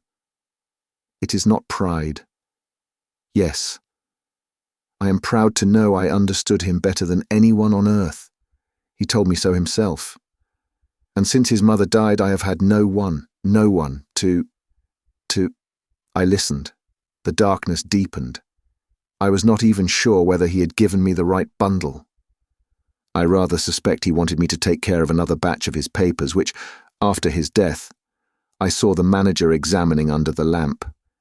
And the girl talked, easing her pain in the certitude of my sympathy. She talked as thirsty men drink. I had heard that her engagement with Kurtz had been disapproved by her people. He wasn't rich enough or something, and indeed I don't know whether he had not been a pauper all his life. He had given me some reason to infer that it was his impatience of comparative poverty that drove him out there. Who was not his friend who had heard him speak once? She was saying. He drew men towards him by what was best in them. She looked at me with intensity. "It is the gift of the great," she went on, and the sound of her low voice seemed to have the accompaniment of all the other sounds, full of mystery, desolation and sorrow I had ever heard, the ripple of the river, the soughing of the trees swayed by the wind, the murmurs of the crowds, the faint ring of incomprehensible words cried from afar, the whisper of a voice speaking from beyond the threshold of an eternal darkness. "But you have heard him, you know," she cried. "Yes, I know," I said with something like despair in my heart, but bowing my head before the faith that was in her, before that great and saving illusion that shone with an unearthly glow in the darkness, in the triumphant darkness from which I could not have defended her, from which I could not even defend myself. "What a loss to me, to us," she corrected herself with beautiful generosity, then added in a murmur, "to the world." By the last gleams of twilight I could see the glitter of her eyes, full of tears that would not fall. "I have been very happy, very fortunate, very proud," she went on, "too fortunate, too happy for a little while, and now I am unhappy for life." She stood up. Her fair hair seemed to catch all the remaining light in a glimmer of gold. I rose too. "And of all this," she went on mournfully, "of all his promise, and of all his greatness, of his generous mind, of his noble heart, nothing remains. Nothing but a memory. You and I. We shall always remember him," I said hastily. "No," she cried. "It is impossible that all this should be lost, that such a life should be sacrificed to leave nothing but sorrow. You know what vast plans he had. I knew of them too, I could not perhaps understand, but others knew of them. Something must remain. His words, at least, have not died. His words will remain," I said. "And his example," she whispered to herself. "Men looked up to him. His goodness shone in every act. His example." "True," I said. "His example too. Yes, his example, I forgot that. But I cannot believe, not yet. I cannot believe that I shall never see him again, that nobody will see him again, never, never, never." She put out her arms as if after a retreating figure, stretching them back and with clasped pale hands across the fading and narrow sheen of the window. "Never see him. I saw him clearly enough then. I shall see this eloquent phantom as long as I live. And I shall see her too, a tragic and familiar shade, resembling in this gesture another one, tragic also, and bedecked with powerless charms, stretching bare brown arms over the glitter of the infernal stream, the stream of darkness." She said suddenly very low, "He died as he lived." "His end," said I, with dull anger stirring in me, "was in every way worthy of his life. And I was not with him, she murmured. My anger subsided before a feeling of infinite pity. Everything that could be done, I mumbled. Ah, but I believed in him more than anyone on earth. More than his own mother, more than himself. He needed me. Me. I would have treasured every sigh, every word, every sign, every glance. I felt like a chill grip on my chest. Don't, I said, in a muffled voice. Forgive me. I have mourned so long in silence. In silence. You were with him to the last. I think of his loneliness, nobody near to understand him as I would have understood, perhaps no one to hear. To the very end, I said shakily. I heard his very last words. I stopped in a fright. Repeat them, she murmured in a heartbroken tone. I want something to live with. I was on the point of crying at her. Don't you hear them? The dusk was repeating them in a persistent whisper all around us, in a whisper that seemed to swell menacingly like the first whisper of a rising wind. The horror. The horror. His last word, to live with, she insisted. Don't you understand? I loved him. I loved him. I loved him. I pulled myself together and spoke slowly.